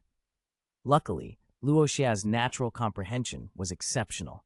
Order the best and most expensive metal combination available, Luo Xia told Babata. Luo Feng frowned. Isn't that too expensive? It costs 60 billion black dragon coins a year, Babata confirmed. The stronger the golden horned beast main body, the more confident we'll be venturing into the universe, Luo Xia replied. Don't be afraid to spend now. We'll earn it back when we're stronger. Luo Feng could only nod. The metal package would boost the golden horned beast's inner world growth rate by 89 times. They could afford it because their teacher Hu Yanbo's inheritance was enormous. 10 billion Ganwu coin would keep them spending for a long time. Besides, money only became real when it was used, Luo Xia liked to say. Babata, check for good energy crystals here, Luo Xia said. His golden horned beast clone needed energy to hatch faster. Energy crystals would be absorbed by the cave heaven world and converted into original power and mental power, helping both the hatch and Luo Xia's cultivation. Babata searched and calculated. After a while, she produced a list. If you buy these energy crystals on this list and follow my plan, you'll spend the least amount and can shorten the hatch time to within 2 years. She projected the list. Starry Sky Crystal, Amethyst, Crude Ink Energy Crystal. The total came to 56.2 billion black dragon coins. All right, buy them, Luo Xia said. Babata placed the order.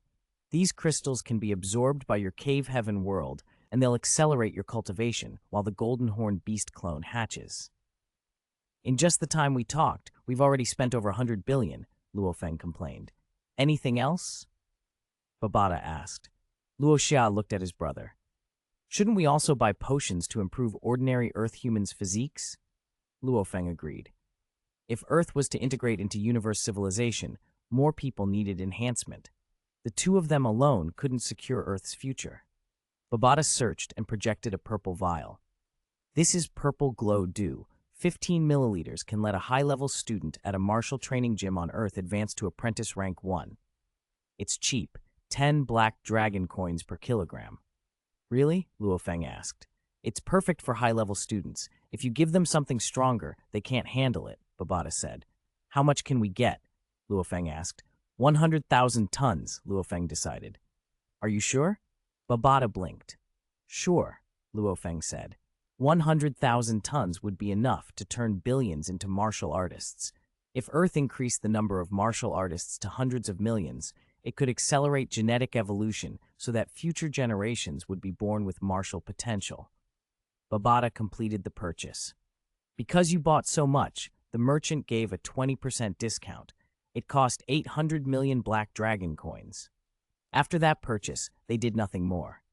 They logged out and returned to cultivation. Luo Xia noticed a red soul imprint in his sea of consciousness, steadily emitting mental power and origin energy. Melissa was working hard. She'd resumed cultivation after leaving the command room. He nodded in satisfaction. Time slipped by as the brothers cultivated. After 9 heavens, Babata warned, "We're approaching the universe coordinates for Bailan Star. Universe shuttling will begin in 320 seconds. They both emerged from cultivation. Babata, have our purchases arrived at Bailan Star? Luo Xia asked. Most of them have, Babata replied. Some valuable metals are still in transit, but they'll arrive within 3 days at the latest. Luo Feng raised an eyebrow. Looks like we'll be staying on Bailan Star a bit longer. Northern region of Bailan Star, the dead cold fringe. Massive warehouse bases dotted the frozen landscape, each one immaculately constructed. A silver-white ship hovered in front of one of the larger bases. Director Bart, when will the 2 guests arrive? We've been waiting half a day, one of the staff complained inside the ship. They were high-ranking officials, annoyed to be stuck in the cold to greet 2 young men. Director Bart, fat, important, and used to being obeyed, snapped, "Do you fools even use your brains? Why do you think I brought the team? Have you checked which bank their money came from?" Which bank? Someone asked. Universe Galaxy Bank, Bart barked. The cabin went silent. Universe Galaxy Bank served the upper crust of the universe. The minimum deposit to open an account there was 100 million black dragon coins. A client with money routed through Universe Galaxy Bank was a big fish. No wonder Bart had brought the whole department. Now do you understand? We can't afford to offend such a client. Use the highest standard to welcome them. They straightened up. A notification chimed. Director Bart, the guests have arrived. Communication will transfer directly to the ship. Understood. Bart's face became proper and serious as Luo Feng's voice spoke through the comm. Hello, Director Bart. I am Luo Feng. I spoke with you in the virtual universe. Hello, Mr. Luo. Welcome to Bailan Star. We're outside the warehouse base you purchased. As owners, you may fly your ship directly to the base rather than park at the docking port. Understood. We'll be there shortly, Luo Feng replied, and the line cut. Move out. Welcome them, Bart ordered. They trooped out into the sub-minus 90-degree weather and looked up. A dark shadow descended slowly, a pitch-black ship. Is that a Black Dragon Mountain craft? Someone murmured. The model looked like the discontinued Black Dragon Mountain X-81, an elite ship rumored to cost 10 billion Black Dragon coins. The hatch opened. The 18 Bailan Star staff assumed their practiced smiles. Then teams of figures flew out in perfect formation, 1,000 Psyker Masters, all planetary level rank 9, forming two imposing lines at the hatch. The staff watched the auxiliary displays and gasped. 1,000 planetary rank 9 Psyker Masters. That could wipe out our entire planet, one thought, terrified. More figures emerged, Astral Rank 1, then Astral Rank 3. The higher ranks that stepped out made even Bart's knees go weak. When Luo Xia and Luo Feng finally stepped out last, Bart's reverence reached new heights. Which of you is Director Bart? Luo Feng asked. That would be me, Bart stammered forward, abjectly deferential. I am Bart, Director of Bailan Star's Commercial Department. Welcome, Mr. Luo Feng, Mr. Luo Xia, to Bailan Star. Even the imperial family of some empires wouldn't be greeted with such a display. Bart had brought astral-level bodyguards and planetary Psyker Masters as an escort. He raised their status formally and led them toward the warehouse base. Director Bart, are our goods already in the warehouse? Luo Xia asked. Yes, Bart said. Arrived goods were placed into the warehouse sealed. You can inspect them whenever you like. Luo Feng pointed. What's that area over there? That's the residential zone for the base, Bart explained. If you hire workers, they can live there. It's older. If you're not satisfied, we can demolish and rebuild. He projected building models with an auxiliary display.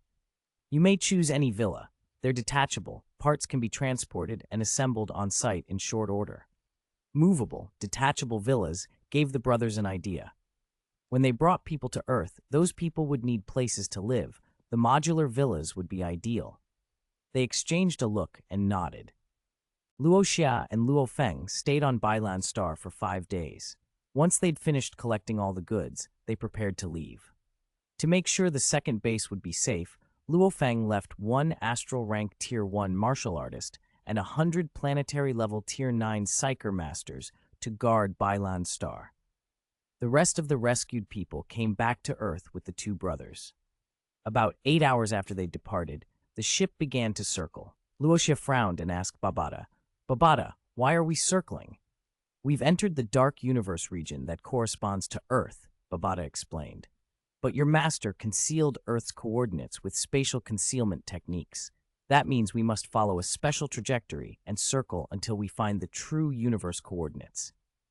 Oh, Luo Xia nodded, then asked, could natural wormholes form in the void around here, ones that open to other places? That's possible, Babada said. And if one does open, it's bad news. If someone enters the void through a natural wormhole and stumbles onto Earth's hidden coordinates, Earth could be exposed. Luo Xia's brow tightened. In the original story, the first team of universe adventurers arrived at the solar system through a natural wormhole. Had they already arrived? If they had, Earth could be in serious trouble. Even if that team wasn't very powerful, their captain had a family backing him. If that family sent a universe fleet, Earth's present defenses wouldn't stand a chance. Babada, he asked, can Earth's detection tech pick up C-class or better universe ships? Babada nodded. No, not even a modest A-class universe ship would be visible to Earth's current satellites, let alone C-class. They'd be completely invisible. Luo Xia glanced at his brother. I'm worried Earth might be discovered by accident. if a natural wormhole opens and someone finds us. Luo Feng laughed. Xiao Xia, aren't you overthinking it? Master hid Earth's coordinates with spatial techniques. Even we had to take a very awkward detour to get back. It's not likely someone would just stumble on us. Better safe than sorry, Luo Xia muttered. I should have bought detectors and left them in the solar system. Babata stroked her chin. If you're really worried, I have a solution. We can set up defensive monitoring. How? This ship, Babata said, pointing at the Black Dragon Mountain X-81, has a cruise detection mode. We can place it in Earth orbit to monitor the space around the solar system in real time. Anything below D-class or a little better A-class it should pick up. She folded her hands. But the cruise mode consumes a lot of energy crystals. Luo Xia, we'll need to use part of the energy crystals you bought. No problem. Use as many as you need, Luo Xia said, waving his hand. Babata looked at Luo Feng. We'll need people to guard the ship. I'll leave Meng Si with 2 astral rank Tier 1 martial artists and 100 planetary level Tier 9 Psyker Masters to guard it, Luo Feng decided. The rest will return to Earth with us. Good, Babata smiled. Once we arrive, I'll put the Black Dragon Mountain into cruise. By then, the ship had found Earth's true coordinates within the dark universe. As they approached the solar system, the star field around them rippled strangely. A pitch-black, disc-shaped ship materialized out of nothing on the edge of recognition. Universe shuttle successful, Babata announced. Luo Xia and Luo Feng looked down and saw the familiar blue planet. Their chests surged with relief. We're home, they said together. Set course for Earth, Luo Feng ordered. Yes! Babata replied and steered the Black Dragon Mountain toward the planet. They arrived at Mist Island soon after. Big brother, should we assemble the villa we bought from Bailan Star here? Luo Xia asked. Put it here, Luo Feng said, and the slaves set to work. In just over an hour, a villa covering 2 square kilometers rose into being on Mist Island. I've already put the ship into cruise mode, Babata reported. Luo Feng, who do you want guarding it? Luo Feng thought a moment. Meng Si, take 2 astral rank Tier 1 martial artists and 100 planetary level Tier 9 Psyker Masters to the ship. Master, Meng Si saluted and led the chosen guards back into the Black Dragon Mountain. The ship engaged its stealth and lifted off, then positioned itself on the moon's far side. From now on, it would orbit Earth in tandem with the moon, scanning the surrounding starfield and relaying detection data to Babata in real time. If anything anomalous showed up, Babata would alert Luo Xia and Luo Feng immediately. Meng Wu, Luo Feng continued, you and the remaining guards will stay on this island. Meng Yi, Meng Er, Meng San, you come home with me and Xiao Xia. Yes, master. Luo Feng also warned everyone not to expose themselves. They could move freely across Mist Island and the neighboring seas, but they must not release any strong qi that would attract attention from other people on Earth. With their current realms, they could forgo sleep, if necessary, and stay on alert. It was late when the brothers finally went home. They didn't want to wake Luo Feng's 2 sons, or Shu Xin, so they quietly returned to Luo Xia's room, where everything looked exactly as they'd left it. Babata asked, what are you going to do with the purple glow dew? Luo Xia looked to his brother. Luo Feng considered it and said, tomorrow we'll discuss it with Hong and Thunder God.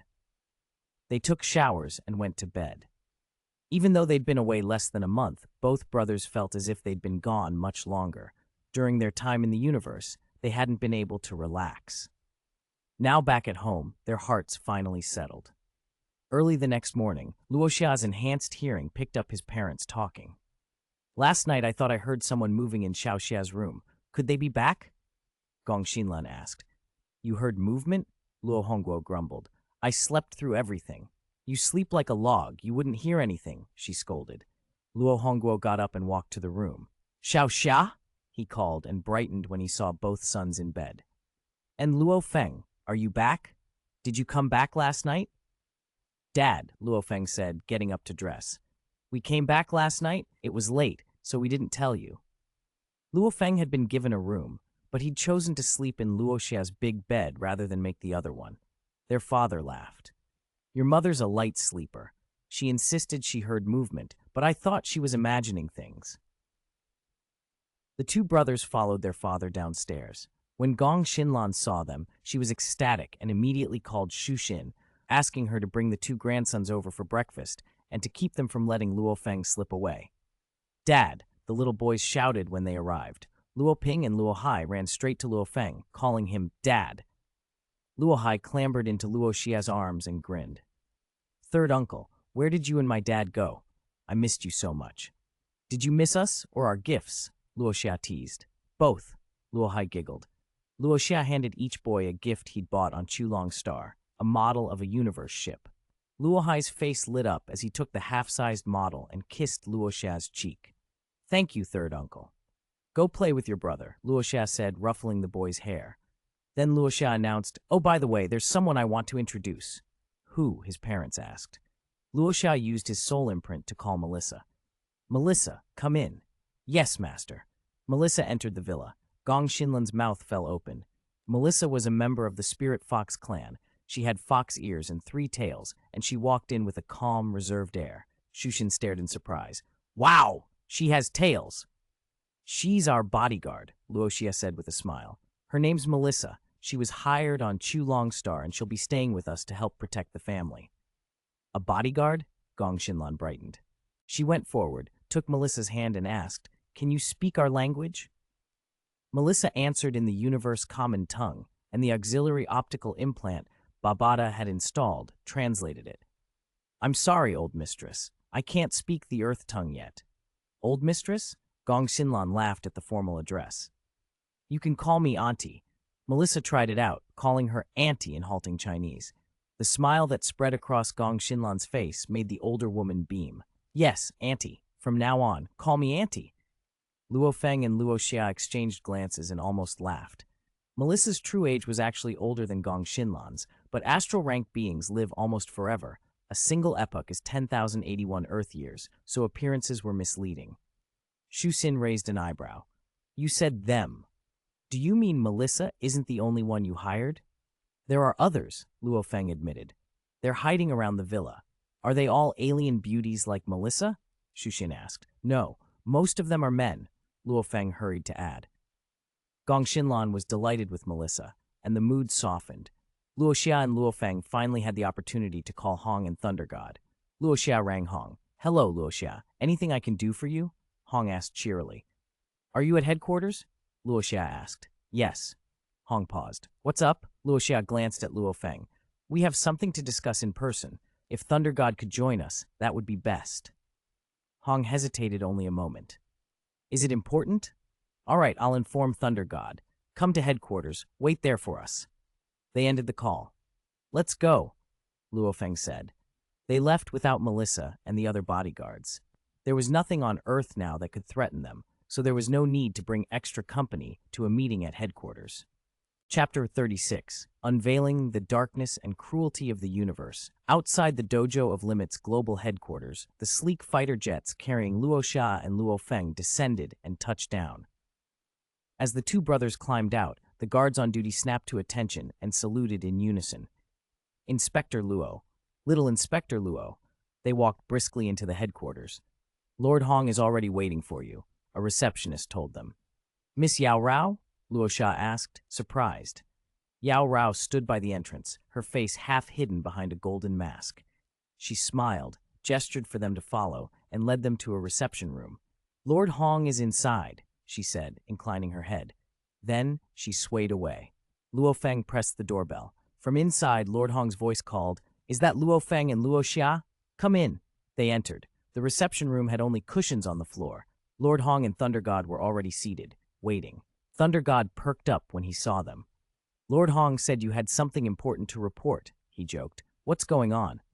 "Sit down first. We'll talk," Lord Hong replied, nodding toward the cushions. The brothers sat, then after a brief moment of composure, Luo Feng began. "Lord Hong, Thunder God, the reason we came is to report on matters concerning the universe." "Matters of the universe." Thunder God exchanged a surprised look with Lord Hong. Lord Hong's expression grew thoughtful. "I thought as much. You two also received a legacy from an alien civilization. When you say matters of the universe, do you mean you've been out there?" Luo Feng nodded. "About a month ago, Xia and I traveled to an alien world, Chulong Star, It's roughly 320,000 light-years from Earth. Thunder God's eyes widened. You went to a planet 320,000 light-years away? How did you get there? Luo Feng explained, we found a legacy left on Earth by a powerful alien, and an intelligent life form helped us. Over a year ago, Xia explored ruins number 12 and discovered a well-preserved universe-class spaceship there, a disc-shaped ship hidden in a sealed chamber. With the intelligent life form's help, we repaired it for universe travel, Luo Xia added. Then, about a month ago, we left Earth and went to Chulong Star. Thunder God's skepticism dissolved into realization. So that's how you did it. Funny, I thought I was the only one with an intelligent assistant. Now you two have one too, and I'm the odd man out. Lord Hong glanced at Thunder God, then at Luo Xia. You really went into ruins number 12? Thunder God and I checked that site before. The disc-shaped ship you mentioned, the hatch was so heavy we couldn't lift it, even together. I'm impressed you managed to get inside. Luo Xia grinned. We had help. Babada. From inside Luo Xia's wristband came a faint, insolent snort. Babata? Thunder God repeated, taken aback for a moment. That's the name of your intelligent life form? Luo Xia nodded. Lord Hong then turned to Luo Feng. Tell us what you saw on Chulong Star. Luo Feng did just that. He recounted everything they had witnessed, every scene and encounter, from Gao Sheng and the Mengbei race girl to the slave merchant and the Ganwu Dao arena. Everything except the personal details about his teacher, Hu Yanbo. Lord Hong and Thunder God listened in stunned silence. They had some knowledge of alien legacies and had their own assistants, but nothing had prepared them for what Luo Feng described. The scale and the cruelty of the universe revealed itself in his words. In that vast expanse, a planetary rank could only be a citizen. An astral rank might at best be an elite bodyguard.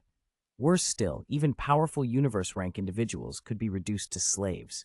The thought chilled Lord Hong and Thunder God. You bought slaves on Chulong Star? Lord Hong asked. Luo Feng lied back his head and nodded.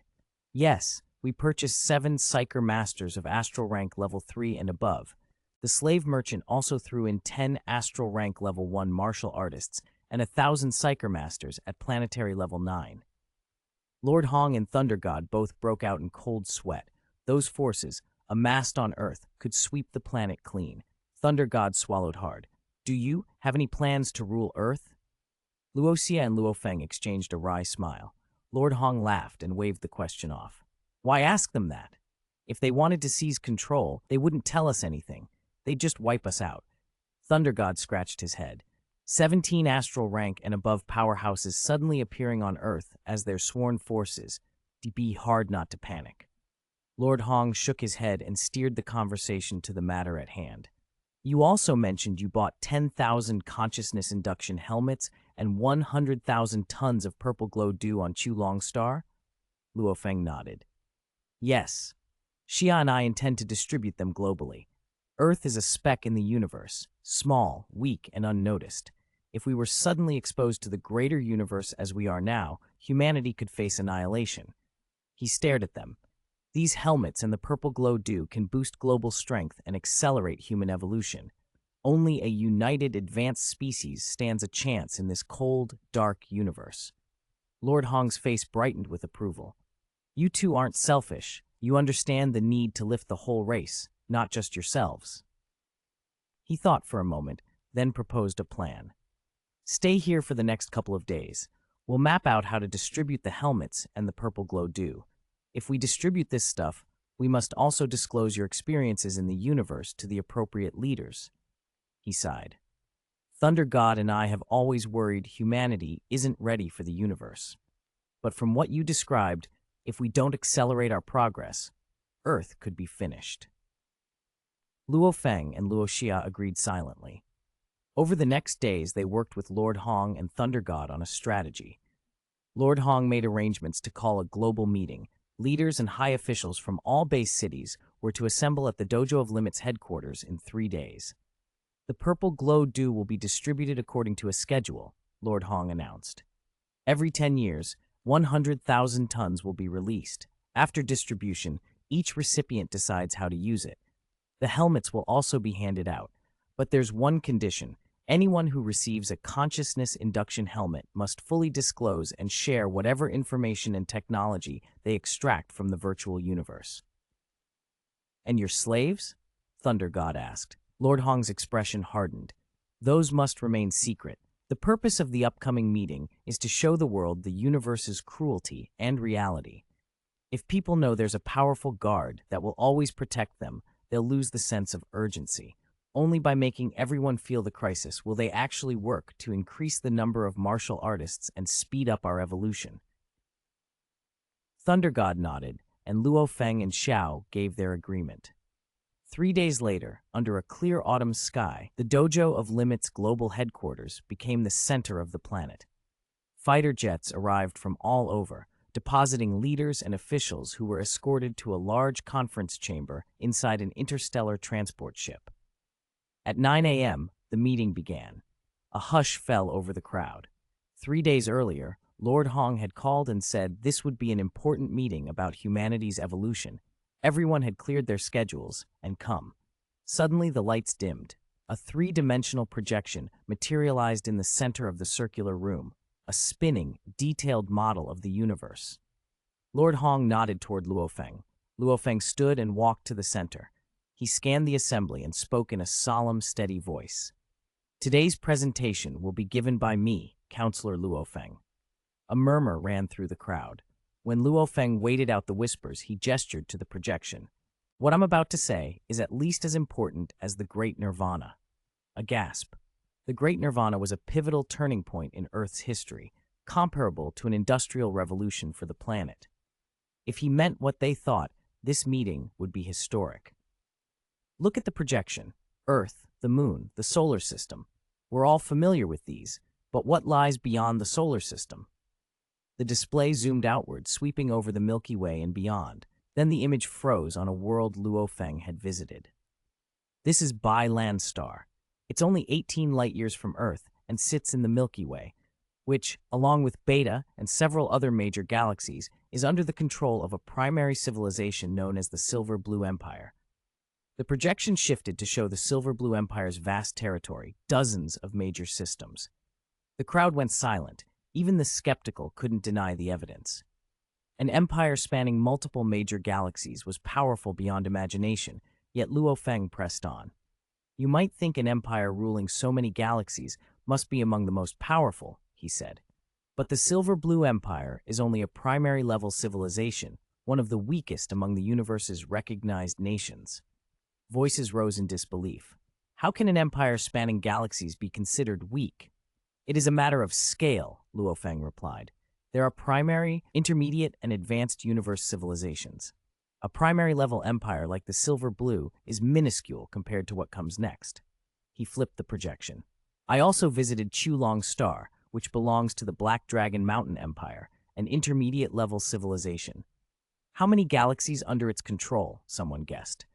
The responses ranged from 10 to 20. Luo Feng just shook his head. The Black Dragon Mountain Empire controls over 8,000 galaxies, he said. A collective intake of breath echoed through the hall. The numbers were almost incomprehensible. Chulong Star is a subordinate planet of that empire. Their technology is centuries beyond ours, Luo Feng continued. Many in the room lit up with hope at the thought of acquiring such technology, until he added the harsh truth. Let me introduce you to a race that lives there, the Haimeng. They resemble humans, but their strength is far greater. They have millions of planetary-rank martial artists and psyker masters. They also have thousands of astral-rank powerhouses, some at rank 5 or 6. The room went quiet with envy and fear. Imagine if Earth had 1,000,000 planetary-rank fighters, someone whispered. We'd be safe. But Luo Feng's next words sent a chill through every person present. The Haimeng race, so powerful, so numerous, are enslaved. The projection switched to the slave markets Luo Xia and Luo Feng had seen, beings displayed like merchandise, shackled and controlled. The image stung, faces blanched. Countless Haimeng citizens are owned. Their planet was conquered and reduced to a source of labor. Children are implanted with biological control chips at birth. Generation after generation, they're kept under domination. They never rise. Voices erupted, shocked denials, anguished questions. How could a race with so many powerful fighters be reduced to slaves? How could humanity hope to survive if this could happen to such a people? A woman rose from her seat and demanded, "Counselor Luo Feng, did you actually go to Chulong Star?" Luo Feng smiled faintly and turned to the staff at the door. "Bring the item up." A staff member carried a black helmet into the room and set it on a table. Murmurs spread. "Consciousness induction helmet?" Lord Hong stepped forward. "This is one of the consciousness induction helmets Luo Feng and Luo Xia purchased on Chulong Star. It's an original universe artifact. Anyone who wears it can enter the virtual universe directly. If you doubt my words, put it on and see for yourself." A ripple of energy ran through the chamber as the implications sank in. The evidence could be tested firsthand. The room hummed with stunned excitement and apprehension. Chapter 137, The Arrival of Space Adventurers. The crowd in the conference hall stared at the row of consciousness induction helmets with growing excitement. For Earth right now, the virtual universe was the ideal platform for making contact. It was safe, controllable, everything Earth needed to begin reaching out to the rest of the cosmos. Traveling to other planets was a different matter. Only Luo Feng and Luo Xia could actually take people off-world, and they did so unregistered in the wider universe. That was risky. "Counselor Luo Feng, how many of those helmets do you have?" one of the leaders asked eagerly. "I can provide 10,000 for the whole globe," Luo Feng replied. "How you distribute them is for you to decide." Another leader's face lit up. "Mr. Luo, this is as significant to Earth as the Great Nirvana. Access to the virtual universe is the first and crucial step toward contact with the universe." Their confidence in Luo Feng grew because he had the helmets there in plain sight. If he were faking it, why would he risk showing them? Luo Feng smiled at the excited faces, then added quietly, "Don't celebrate just yet. I have something more important to announce." The mood in the hall shifted to curiosity and apprehension. Don't be too quick to rejoice. What could he mean? "Besides the induction helmets, I can supply a substance called purple glow dew," Luo Feng said. 10 grams of it will cause a high-level martial arts academy student to evolve into a full martial artist. There was a stunned silence, then a rippling murmur. 10 grams? That's it? It doesn't compare to the helmets in its significance, someone added. Is purple glow dew that rare? There were other potent reagents on Earth, evolution agents, spirit herbs, but they were scarce and available to very few. This offer, however, was different. "I have a large supply," Luo Feng said. The room went quiet. "How large?" another leader pressed. "For the entire globe." Luo Feng spread his hands. "I can supply every high-level martial arts academy student on Earth. If someone becomes a high-level student, they will have purple glow dew to consume and will be able to break through into a martial artist." "All of Earth?" people echoed in disbelief. They began doing the math aloud. The population to high-level students ratio is about 100 to 1. With nearly 7 billion people, that means potentially 70 million martial artists. 70 million? If people know a martial artist breakthrough is guaranteed once they reach the high level, far more will try. I'd estimate over 80 million in just a month. Millions of martial artists would accelerate genetic evolution for Earthlings by orders of magnitude. This could rewrite our entire evolutionary timeline. Luo Feng explained the logistics. 10 grams per person. 1 kilogram serves 100. 1 ton serves 100,000. I'll initially provide nearly 7,000 tons, allocated according to 1/10 of each country's population. 7,000 tons! The attendees imagined a rapid, sweeping transformation of humanity. Within weeks, purple glow dew went into pilot distribution across Earth. Meanwhile, far above the planet, a silver-gray saucer descended through the void. The crew inside cheered at the sight of the blue marble below. An ownerless life planet. If they could claim it, they could stop wandering for a decade. On the moon's dark side, the cloaked Black Dragon mountain vessel detected the intruder. Meng Xi's voice was sharp as he ordered, "Alert, young Miss Babata. A C-rank universe adventuring ship has entered Earth's outer space." Babata was in the virtual universe when the message came. She exited instantly, returned to reality, and shouted to Luo Xia, "This is bad! Luo Xia, this is bad!" Luo Xia was cultivating in the gravity chamber, feeding energy crystals to hatch the golden horned beast clone in his cave heaven world. He paused, then demanded, "What happened?" "They've been spotted. Mengxi says a C-rank adventuring ship has intruded into the solar system and is heading for Earth." "How long until it reaches the planet?" Luo Xia asked. "Mengxi estimated it can hit Earth's gravitational orbit in at most 10 minutes, Babata answered. He asked whether we should intercept. Luo Xia narrowed his eyes. "No, let them come. I want them captured alive. Tell Mengxi to keep hiding. Don't act rashly." "Understood." Babata sent the order to Mengxi and the Moon Cloakers. "Babata, alert my elder brother. Get him to Mist Island and bring every slave stationed there. The moment that ship enters Earth's vicinity, we'll seize them," Luo Xia added. Babata immediately video-called Luo Feng. He was at home playing with his children. He wiped his brow, told Xu Xin to watch the kids, then donned his cloud-caressing vine battle armor and flew for Mist Island. "Babata, have Mengxi and the others report the invaders' position and heading in real time." Luo Xia suited up, told Melissa to protect his parents, and launched into the sky as well. Babata tail-tracked Luo Xia and fed him live updates from Black Dragon Mountain. "They've reached Earth's gravity well," Babata reported. "No, wait, they didn't stay there. They dove straight into the atmosphere and have stopped in the Atlantic at coordinates 1399071. Luo Xia changed course and shot toward the given coordinates. "Send those coordinates to my brother and have him bring reinforcements." "Done." Babata transmitted the data to Luo Feng. Mengxi's team had already piloted the Black Dragon Mountain ship to the surface above the area, ready to strike. "They've paused," Babata added. "Mengxi says the ship is currently stationary in the Atlantic. They're likely collecting information," Luo Xia said with a thin smile. "We must capture them alive before they can act." Below the surface, languid and dark, the silver-gray saucer hovered. Inside, a group of universe adventurers discussed plans. The ship's AI avatar, Atuka, materialized on the control panel. "Planetary scan complete," Atuka announced. "The planet is nearly spherical, radius approximately 6,400 kilometers, surface area roughly 510 million square kilometers." The captain listened, smiling.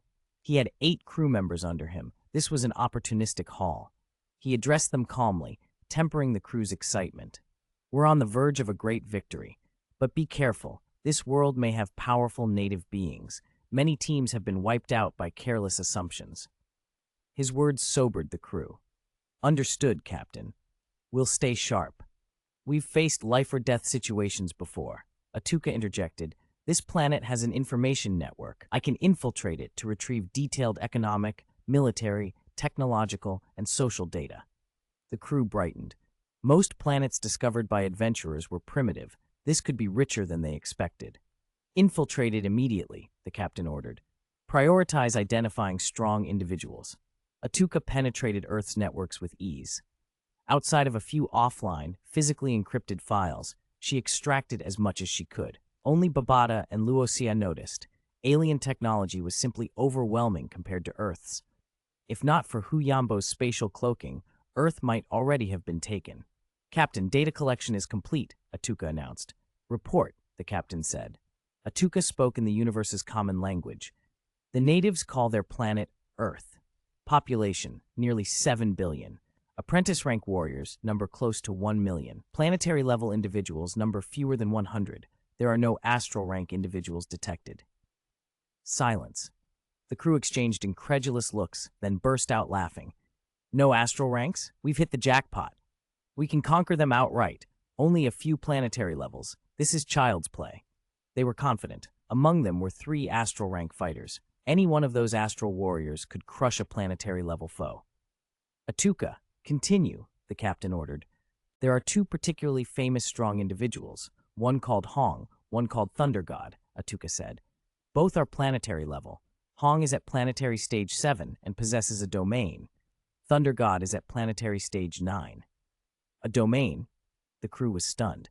Domains were rare. Sometimes even universe-rank beings lacked them. A planetary level with a domain was unusual, but it did not overly alarm them. A planetary level with a domain is dangerous only to others at that level. We have astral rank power. We can handle them." "Atuka, what about this planet's military technology?" the captain asked. "At an early space civilization stage, their primary weapons are lasers. If we can secure their leaders quickly, conquest should be straightforward. And one more thing, Atuka added. There is a special substance on this planet the natives call evolution dew, likely the universe's purple glow dew. Based on detected records, there are at least several hundred tons. The captain's brow knit at the mention. He assumed it was residue from an invincible individual who had once ruled here, leaving some legacy behind. If that's true, the legacy of an invincible being is the greatest prize, one female crew member murmured. Don't get ahead of yourselves, another cautioned. Even if the legacy belongs to a long-gone invincible, acquiring it might be impossible or deadly. Just then, Atuka interrupted. Captain, incoming call request from the family fleet. The captain stiffened. Hold positions. I'll take this personally. He left the private room and answered. Outside, in the Atlantic, Luo Feng, Meng Yi, and their team approached the area where the saucer hovered. Babata reported, Meng Xi's group is cloaked on the moon and above this sector, ready to intercept. Luo Xia and Luo Feng exchanged a glance. Luo Feng nodded. Move.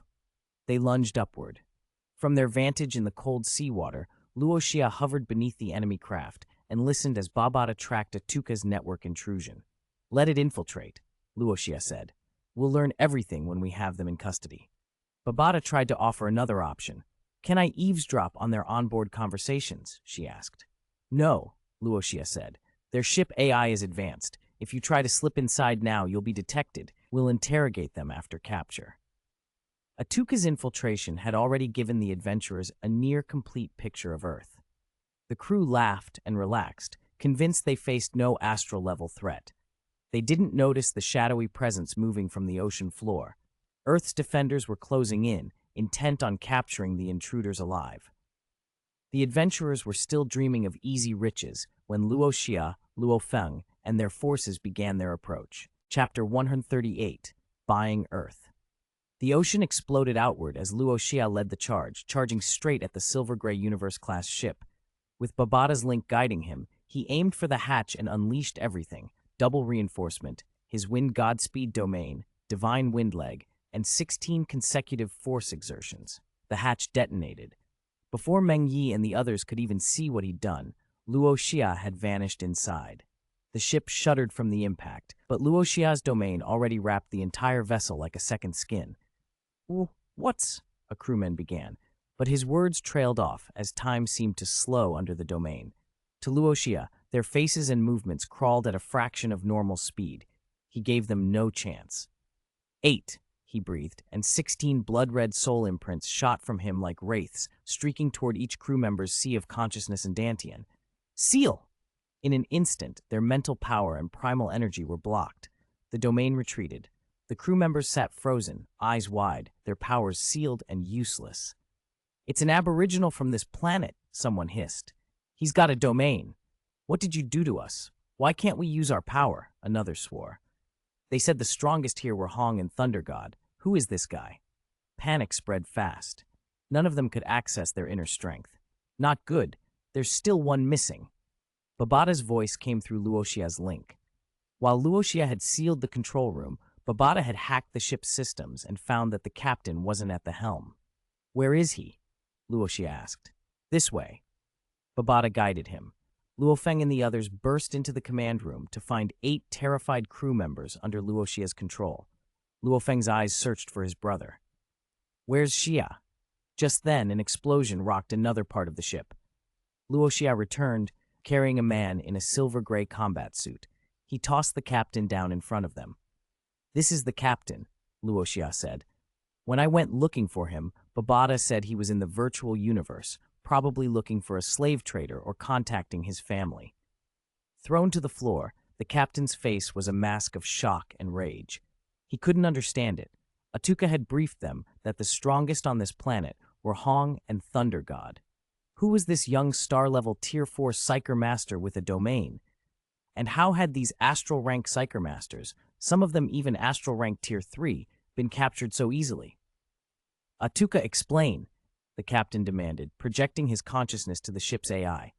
On the control panel, an image appeared. The ship AI, hands and feet bound, mouth gagged. She glared at Babata but could not move against the far stronger entity suppressing her. You're talking to your AI? Babata said with a chuckle. Too bad she can't answer you now. Luo Feng looked at Luo Xia in astonishment. Xia, you've gotten stronger? You did this by yourself? Luo Xia smiled faintly. To anyone below universe rank, a domain made you almost invincible. He had also begun to understand law. The crew's strength wasn't negligible, but his speed and precision had been overwhelming. He'd used soul imprints to seal their power before they could react. Even the captain, only 2 tiers above Luo Xia, had been sealed the moment they engaged. Die or surrender, Luo Xia asked coldly in the universe's common tongue. They stared. Then, looking at the hundreds of armed slaves now surrounding them, the crew's resolve collapsed. Surrender, they shouted. Don't kill me, I surrender. Fine, the captain growled through clenched teeth. I surrender. Luo Xia crouched and inspected the bound captain. Name? Who were you contacting in the virtual universe just now? Bro, the captain began. And your family name? Luo Xia pressed. The captain's voice froze. After a moment, he spat out his surname. Norlamsan, Bro Nolan. Babata, search the virtual universe for information on Norlamsan, Luo Xia ordered. Yes.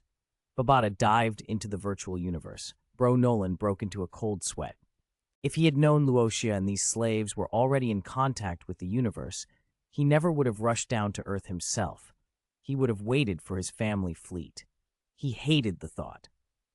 In the virtual universe, in an opulent mansion, a middle-aged man sat with a half-emptied glass of wine. He and Bro Nolan shared the same distinctive looks. This man was UK Norlamson, current clan chief of the Norlamson family, a universe rank tier 9. He frowned as his comms went unanswered. Still no answer, he murmured and called his personal disciple. Clan chief, the disciple replied, bowing. Pula, are you in the Void Realm yet?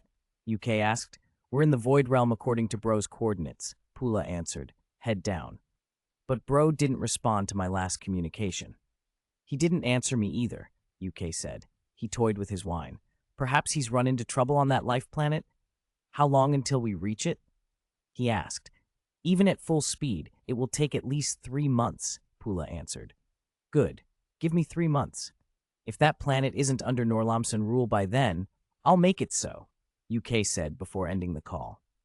Even if Bro had been captured or killed by the Aboriginals, a single life planet couldn't stand against the Norlamson fleet. Babata emerged from the virtual universe and laid out what she had learned to Luo Xia and Luo Feng. The Norlamson family is the 3rd largest family in the Karo Empire. It was founded 81,066 years ago by Norlamson himself. He's now universe rank tier 9 and has 6 universe rank personal disciples. 2 of them are the family's 2nd and 3rd chiefs. Luo Feng exchanged worried looks. And their fleet is already en route, Babata continued. They sent Earth's data back to their family before we could stop them. The family has dispatched a fleet, 2 battleships. Leading the assault force is Pula, with 7 personal disciples of UK Norlamson assisting him. Each personal disciple is astral rank tier 9. 7 astral tier 9 personal disciples? Luo Feng's face went pale. And 30 Norland guards, also astral rank tier 9, plus about 1,000 astral rank warriors and over 10,000 planetary level soldiers, Babata finished. Luo Feng felt the weight of it. 1 astral tier 9 is hard enough to deal with. Over 40 astral tier 9s, more than 1,000 astral warriors, and 10,000 planetary soldiers. We can't face that. How long until they arrive? Luo Xia asked. 3 months, Babata answered. 3 months. Luo Feng exhaled. We can't stop that fleet with our current strength. We need a different plan. What are you thinking? Luo Xia asked. We should buy Earth, Luo Feng said without hesitation. Under Black Dragon Mountain Empire law, a planet registered to and protected by the Empire is shielded. If we can purchase Earth through an Imperial office, the Empire's legal protection will stand in our favor. Luo Xia nodded. Babata already collected all the data on Earth. We just need the spatial coordinates, which the Norlamson ship sent. With that, Babata has everything.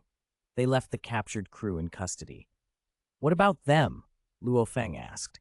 I've sealed their powers, Luo Xia said. Unless a universe-rank powerhouse forces my soul imprints apart, they can't use their mental power or primal energy. For now, they're prisoners, physically superior, but otherwise ordinary.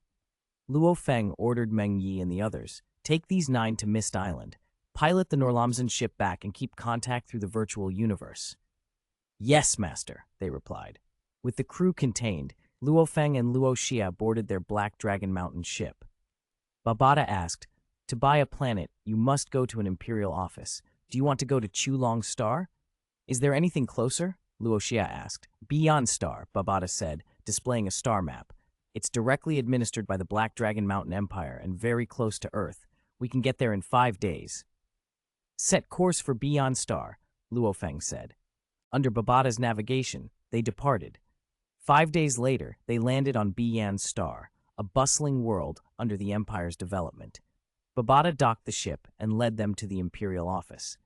This is the planet's coordinates, Babata said as they handed over all the data and samples. Our interstellar navigation log has been recorded. A receptionist scanned the files.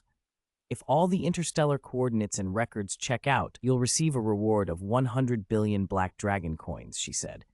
We don't want the reward, Luo Feng cut in. We want to purchase the planet. Empire law grants priority purchase rights to those who discover an ownerless world. The official blinked.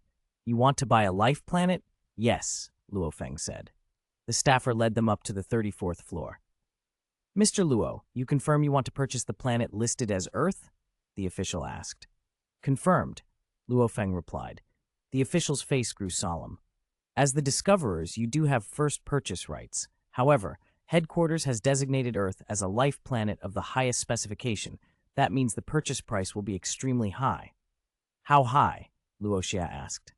If you wish to buy Earth, the official said quietly, the price is 3 trillion Black Dragon coins. 3 trillion. The sum hung in the air like a boulder. We'll buy it, Luo Feng said immediately. The official stared. 3 trillion was an astronomical figure. Very well. We'll file the application. The process at headquarters can take some time. The law allows up to 30 days to complete it. 30 days is acceptable, Luo Xia said. They still had 3 months before the Norlamsan fleet arrived. Waiting a month for Empire approval was a small price. After they left the Imperial office, Luo Xia turned to Luo Feng. We have 3 months. We can't raise our strength dramatically in that time, but we can beef up our forces, buy more astral rank Tier 9 slaves. Luo Feng nodded. I'll jump into the virtual universe and contact Wu Xi right away. They had a plan. Secure Earth under Imperial law, then build a fighting force strong enough to face what was coming. Time had become their most precious commodity. Chapter 139, Fighting in the Killing Field. I bought 30 astral rank Tier 9 Psyker Master slaves. After talking it over with Wu Qi, Luo Feng did the same, 30 more.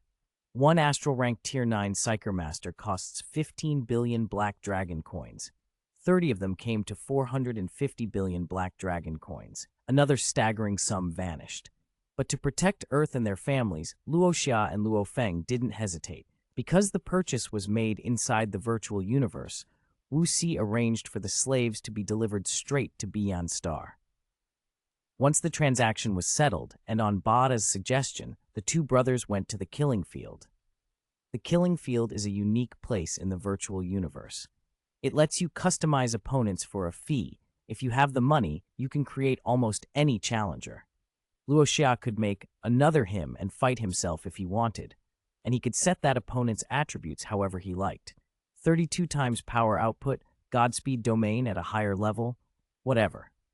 Of course, that kind of customization is outrageously expensive. Besides the customization option, the Killing Field offers invitation duels. Like a fighting game's ranked matches. You can challenge other strong players or accept their challenges. One important detail, as in the virtual space on Earth, everyone's physique inside the virtual universe is the same, Apprentice Tier 4. That levels the physical baseline, making mental power, techniques, and domains decisive.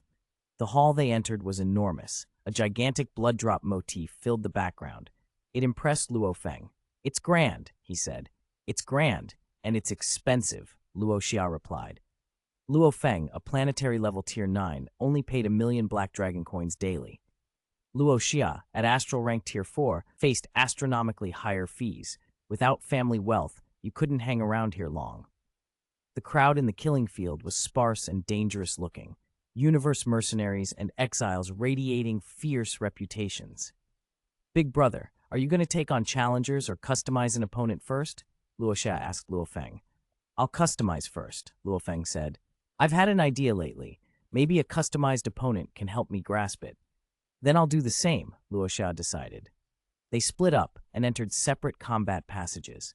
Each passage was an independent space for training or dueling. Luo Xia customized his opponent to be an enhanced version of himself, every ability amplified. If his current power output was 16 times, the opponent's would be 32. If his domain was at the third layer, the opponent would be at the fourth. As soon as he confirmed the settings, a figure eerily like him appeared across from him. Battle start. Luo Xia tasted the air and unleashed everything he had. Godspeed domain, divine wind leg, twofold enhanced talent, and the law powers he had comprehended. In the rock-strewn landscape they fought, everything moved at impossible speed. 2 seconds later, Luo Xia felt his body shudder as the clone's blade cleaved him in half. His virtual form dissolved into starlight. The battle lasted 2 seconds. After reviving, excitement and a hint of madness flashed in Luo Xia's eyes. He replayed the fight in his head, absorbing it with his comprehension ability until the lesson settled like a seed. The Killing Field's custom fights were perfect for that. Every loss was a compressed tutorial. He grinned, swung his sword, and swore, 32 times power output. This time, I'll master it. Again, he reset the duel and began over. 3 days later, at strange angles and impossible speeds, Luo Xia finally sliced off his opponent's head in a single strike. Victory. He checked what he'd learned. My domain has broken to the fourth layer. I can not only enhance myself now, I can suppress an enemy's speed. The 32 times output is mastered. I can use it for bursts of power, for speed amplification, and for defense. My understanding of the law has improved too. He customized another opponent, this time one built for mental power assaults, with mental power amplitude equal to his at 280 times. Because Luo Xia's soul and comprehension ability were extraordinarily strong, his mental power rose fastest. While others were still chasing amplitudes in the dozens, his had already reached the hundreds. Good, he thought. Next, mental power training. He pushed the arc blade disc forward and crushed the customized enemy, then sighed. The artificial opponents were instructive, but nothing beat a real person. He left the independent combat space and returned to the main hall. Babada, playing some game, told him Luo Feng was still training his own customized opponents. Then I won't bother him, Luo Xia said, and moved to the duel space to start facing real people. The duel space had a rating system, 1 star to 9 star. Because Luo Xia had no rating yet, higher-rated fighters might refuse his challenges. He scanned the available profiles and sent a request to an astral-ranked tier Psyker Master to get started. The other player accepted. Luo Xia popped into a combat area of wind-blown yellow sand. His opponent was an alien with a large head and a thin neck, oddly ugly and oddly cute. Hello, Luo Xia said. The alien sized him up, grinned, and boasted, Watcher, you're polite. I'll go easy on you for that. Luo Xia had picked the handle, Watcher, as a cheeky nod to a famous anti-hero. Instantly, they vanished and reappeared with a clash. Their weapons met, a shockwave gouging a wide crater in the sand. The opponent called himself Demon Eye. When his spear hit Luo Xia's blade, Luo Xia felt immense power radiate from the weapon. He was thrown back by raw output. Such strong power output, Demon Eye thought as he flew. Strength in the virtual universe was constrained by physique norms, so power output was the decisive factor, and Luo Xia's was extraordinary. But Psyker Masters relied on mental power. Demon Eye's large eyes lit with color. A wave of mental power spread. Do you know why I'm called Demon Eye? He taunted. With a flourish, he activated his ability to draw opponents into illusions. As the illusions swelled, a long sword seemed to stab through space and pierce Demon Eye's head. The oppressive, towering eye in the sky cracked and shattered. You talk too much, Luo Xia said, voice low, and the fake world vanished. First battle in the duel space. Luo Xia won. Over the next weeks, Luo Xia immersed himself in duel after duel. Because the system had automatically marked him as possesses domain, many high-star fighters, 7 and 8 stars, wanted to test him. Luo Xia accepted everyone. Physique was equalized here. What made him dominant was his absurd power amplification. Even a universe-ranked combatant's output might only be double typical levels. Luo Xia could reach 32 times his normal power, far beyond most. He accepted challenge after challenge, sometimes fighting hundreds of matches in a single day. Every fight became fuel. He absorbed opponents' techniques, refined his own, and turned experience into comprehension. While the killing field couldn't evolve a physique, it accelerated his martial understanding. His combat skill advanced into the transcendent realm. His domain climbed too. By the time his win streak stretched into the hundreds, his Godspeed domain had advanced to the 5th level. At that tier, his domain significantly increased his speed and reactions, and it could slow enemies down so severely they became easy targets, although it was less effective when there was a massive power gap. His win counter kept climbing. 195 wins, 215 wins, 0 losses, 96 wins, 0 losses. He accepted every challenge that came. Then a notification blinked. Valkyrie had sent a challenge request. She was a 9-star astral rank tier 1 expert. Luo Xia raised an eyebrow. Astral rank tier 1 and 9 stars was notable. He accepted. He arrived on a desert battlefield where sand howled in the wind. A woman in white robes stood a short ways off, beautiful and calm, moon-clear eyes, twin blades in hand. "Hello," Luo Xia greeted. She nodded. "Shall we begin?" he asked. She replied with a single soft sound. A swirl of sand passed where she'd stood, and she vanished. Luo Xia blocked a descending blade with a move so swift his feet barely moved, and immediately swept his longsword. Her figure flickered, and she teleported to his left, the curved blades slashing at his neck and torso. She moved like lightning. 2 moves in, and Luo Xia felt pressure he hadn't encountered before. Law of origin power? He thought, surprised. To have even a trace of the law of origin at astral rank tier 1 was terrifyingly potent, and she wielded it skillfully. Meanwhile, somewhere in a private meditation room of the killing field, a burly, dark green-black man sat watching the broadcast of the duel with rapt attention.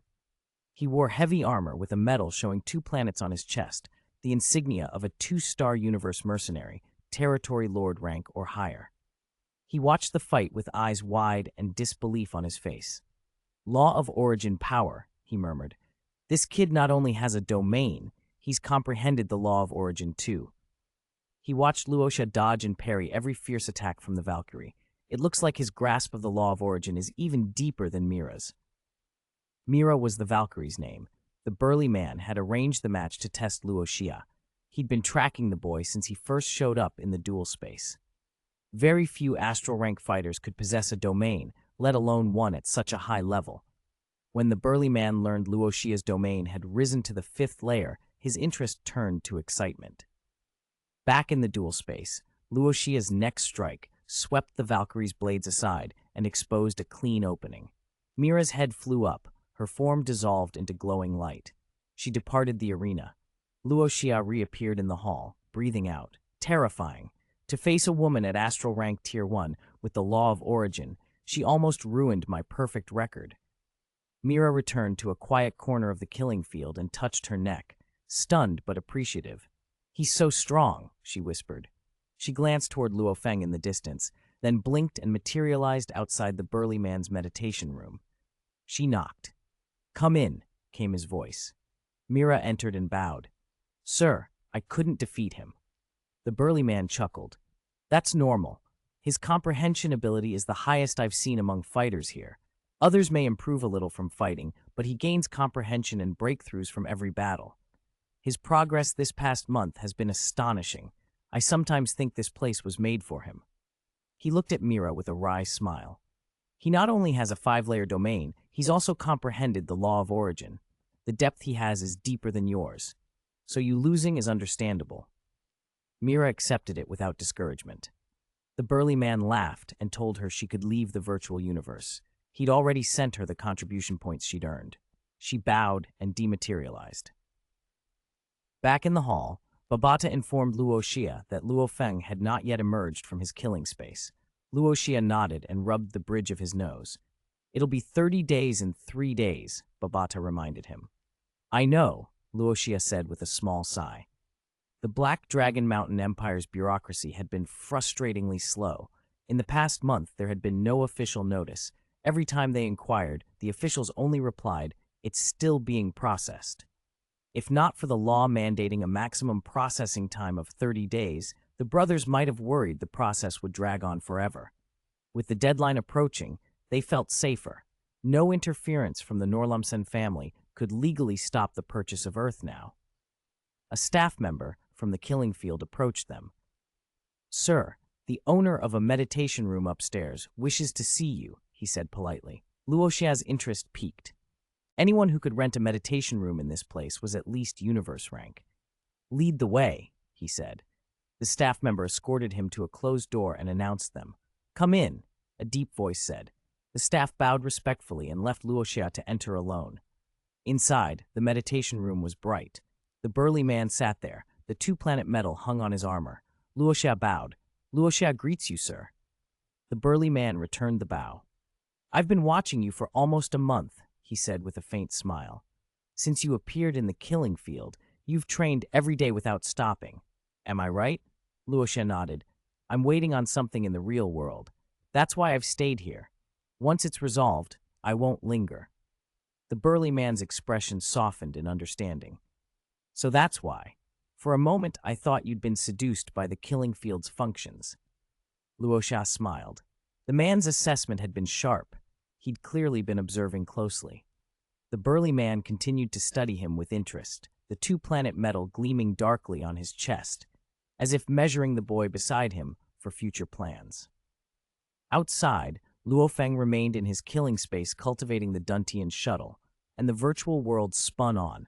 Battles continued, lessons were learned, and in the hallways of the killing field, a two-star universe mercenary watched a prodigy he'd only just discovered, wondering how far the boy could go. Chapter 140, Bloodline Evolution Agent. Why had the burly man spoken to Luo Xia that way? It wasn't hard to understand.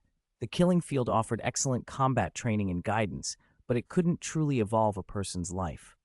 Real evolution required real stakes, cultivating, adventuring, and fighting in reality, where life and death terror was genuine. The killing field simulated danger, but death wasn't real there. That lack of true mortal peril was its fatal flaw. Those truly intent on rising to power didn't linger in the killing field except to learn or verify a specific ultimate technique.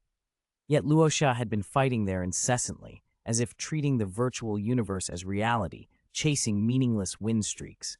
That puzzled the burly man. Had no teacher explained that only real life and death struggles could trigger life evolution and breakthroughs? Hearing Luo Xia's answer made him realize the truth. Oh, this youngster had things to handle in reality and was only passing time here. Still, in the burly man's eyes, Luo Xia's talent was wasted in the killing field. But Luo Xia's heaven-defying comprehension ability changed the picture. For him, while the killing field couldn't truly evolve life, it had other powerful functions. By battling customized opponents who embodied the law of power, he could extract deeper insights into that law far faster than he could by forced comprehension in the real world. His comprehension was maximized there. Techniques, talents, and abilities he'd learned could be refined, optimized, and pushed to breakthroughs in each simulated fight. Ordinary fighters might need hundreds or thousands of matches to improve. Luo Xia made progress from every single one. In 1 month, he'd gone through over 800 high-quality battles, experience that would massively boost his real-world combat capability. Even if his rank still read star-level Tier 4, with the gains from the month in the killing field, he estimated he might, at full strength, stand a chance against a universe-ranked Tier 1 opponent. All this was born of the killing field's unique training environment. In the meditation room, Luo Xia looked at the burly man and asked, "I still don't know why Lord Mingyu called me here." "Haha, I haven't introduced myself yet," the burly man chuckled. "I'm Mingyu, an external deacon stationed at the Virtual Universe Corporation's Black Dragon Mountain branch. You can call me Lord Mingyu." Babada's excited voice echoed in Luo Xia's mind. It's someone from the Virtual Universe Corporation. Luo Xia ignored the voice, bowed slightly, and said, "Lord Mingyu." Though only an external deacon, Mingyu represented a power not to be trifled with. The Virtual Universe Corporation was one of the 5 giants of the universe, far stronger than the Ganwu Empire. Even teacher Hu Yanbo would be insignificant before it. Mingyu smiled. "I called you because I want to ask if you're willing to join our company." "Join the Virtual Universe Corporation?" Luo Xia's eyes widened. He had expected the corporation to notice him after showing his talent, but not so soon. You're extraordinarily gifted. Mingyu's gaze gleamed. In a vast place like the Black Dragon Mountain Empire, there are many geniuses, but you are among the very top. Only star level tier 4, yet you possess a 5-fold domain and have comprehended the original law of power. That's remarkable. If possible, I'd like to recommend you to headquarters. Recommend me? Luo Xia felt dizzy with pride. He'd long known his comprehension was powerful, but in the grand scale of the universe, he hadn't had a clear sense of where he stood. Mingyu's words made clear his potential was exceptional. If you join the Virtual Universe Corporation, I can apply for an SS-rank Bloodline Evolution Agent for you, Mingyu continued. Evolution Agent? Bloodline Evolution Agent. Babada blurted in Luo Xia's mind. Get it. It's a restricted commodity. It can further evolve Earthling genes. This is top-tier stuff. Luo Xia's eyebrow rose. Lord Mingyu, before answering, may I ask what I would be required to do if I join? What obligations would I have? Mingyu's face grew serious. In the early stage, the company will be cultivating you, so management is strict. You must obey orders, training, life and death trials, missions. But as your power grows, universe rank, territory lord, world lord, your freedom will expand. In the late stage, you only act when critical matters arise. Strict management? Luo Xia had always valued his freedom. The idea of being tightly controlled long-term made him recoil. He shook his head. I'm used to freedom, Lord Mingyu. I can't accept strict supervision. Mingyu raised an eyebrow, but was unsurprised. Many geniuses were like that. That's fine. The rules I mentioned apply to internal personnel. He explained the company's structure. We have internal and external members. I'm an external deacon. Internal members enjoy many benefits. The Bloodline Evolution Agent I mentioned is free for them. External members have more freedom, but fewer perks. Ask him, Babada urged. Can external members still get the Bloodline Agent? Lord Mingyu, can I obtain the Bloodline Evolution Agent as an external member? Luo Xia asked. You can, Mingyu said, but it won't be free. Each external member has 3 opportunities to buy one. The first at a discounted low price, the second at the standard price, the third at an increased price. How much is it? Luo Xia asked. For an ordinary Bloodline Evolution Agent, the first purchase costs 100 million Ganwu coins. S-type and above require internal membership. Mingyu replied, This medication enhances life genes. Only our corporation makes it. A little circulates outside, but you'd need monstrous means to buy it. Luo Xia was tempted. The agent could evolve life at the genetic level, desirable even though his life genes had already been elevated tenfold by the Origin Universe will. Lord Mingyu, may I see the external member rules? Mingyu pointed at the display, and a list of rules appeared. Luo Xia read them carefully. The external membership rules were lenient, few restrictions so long as one didn't join hostile forces. He nodded and said, I'll become an external member of the corporation. Welcome.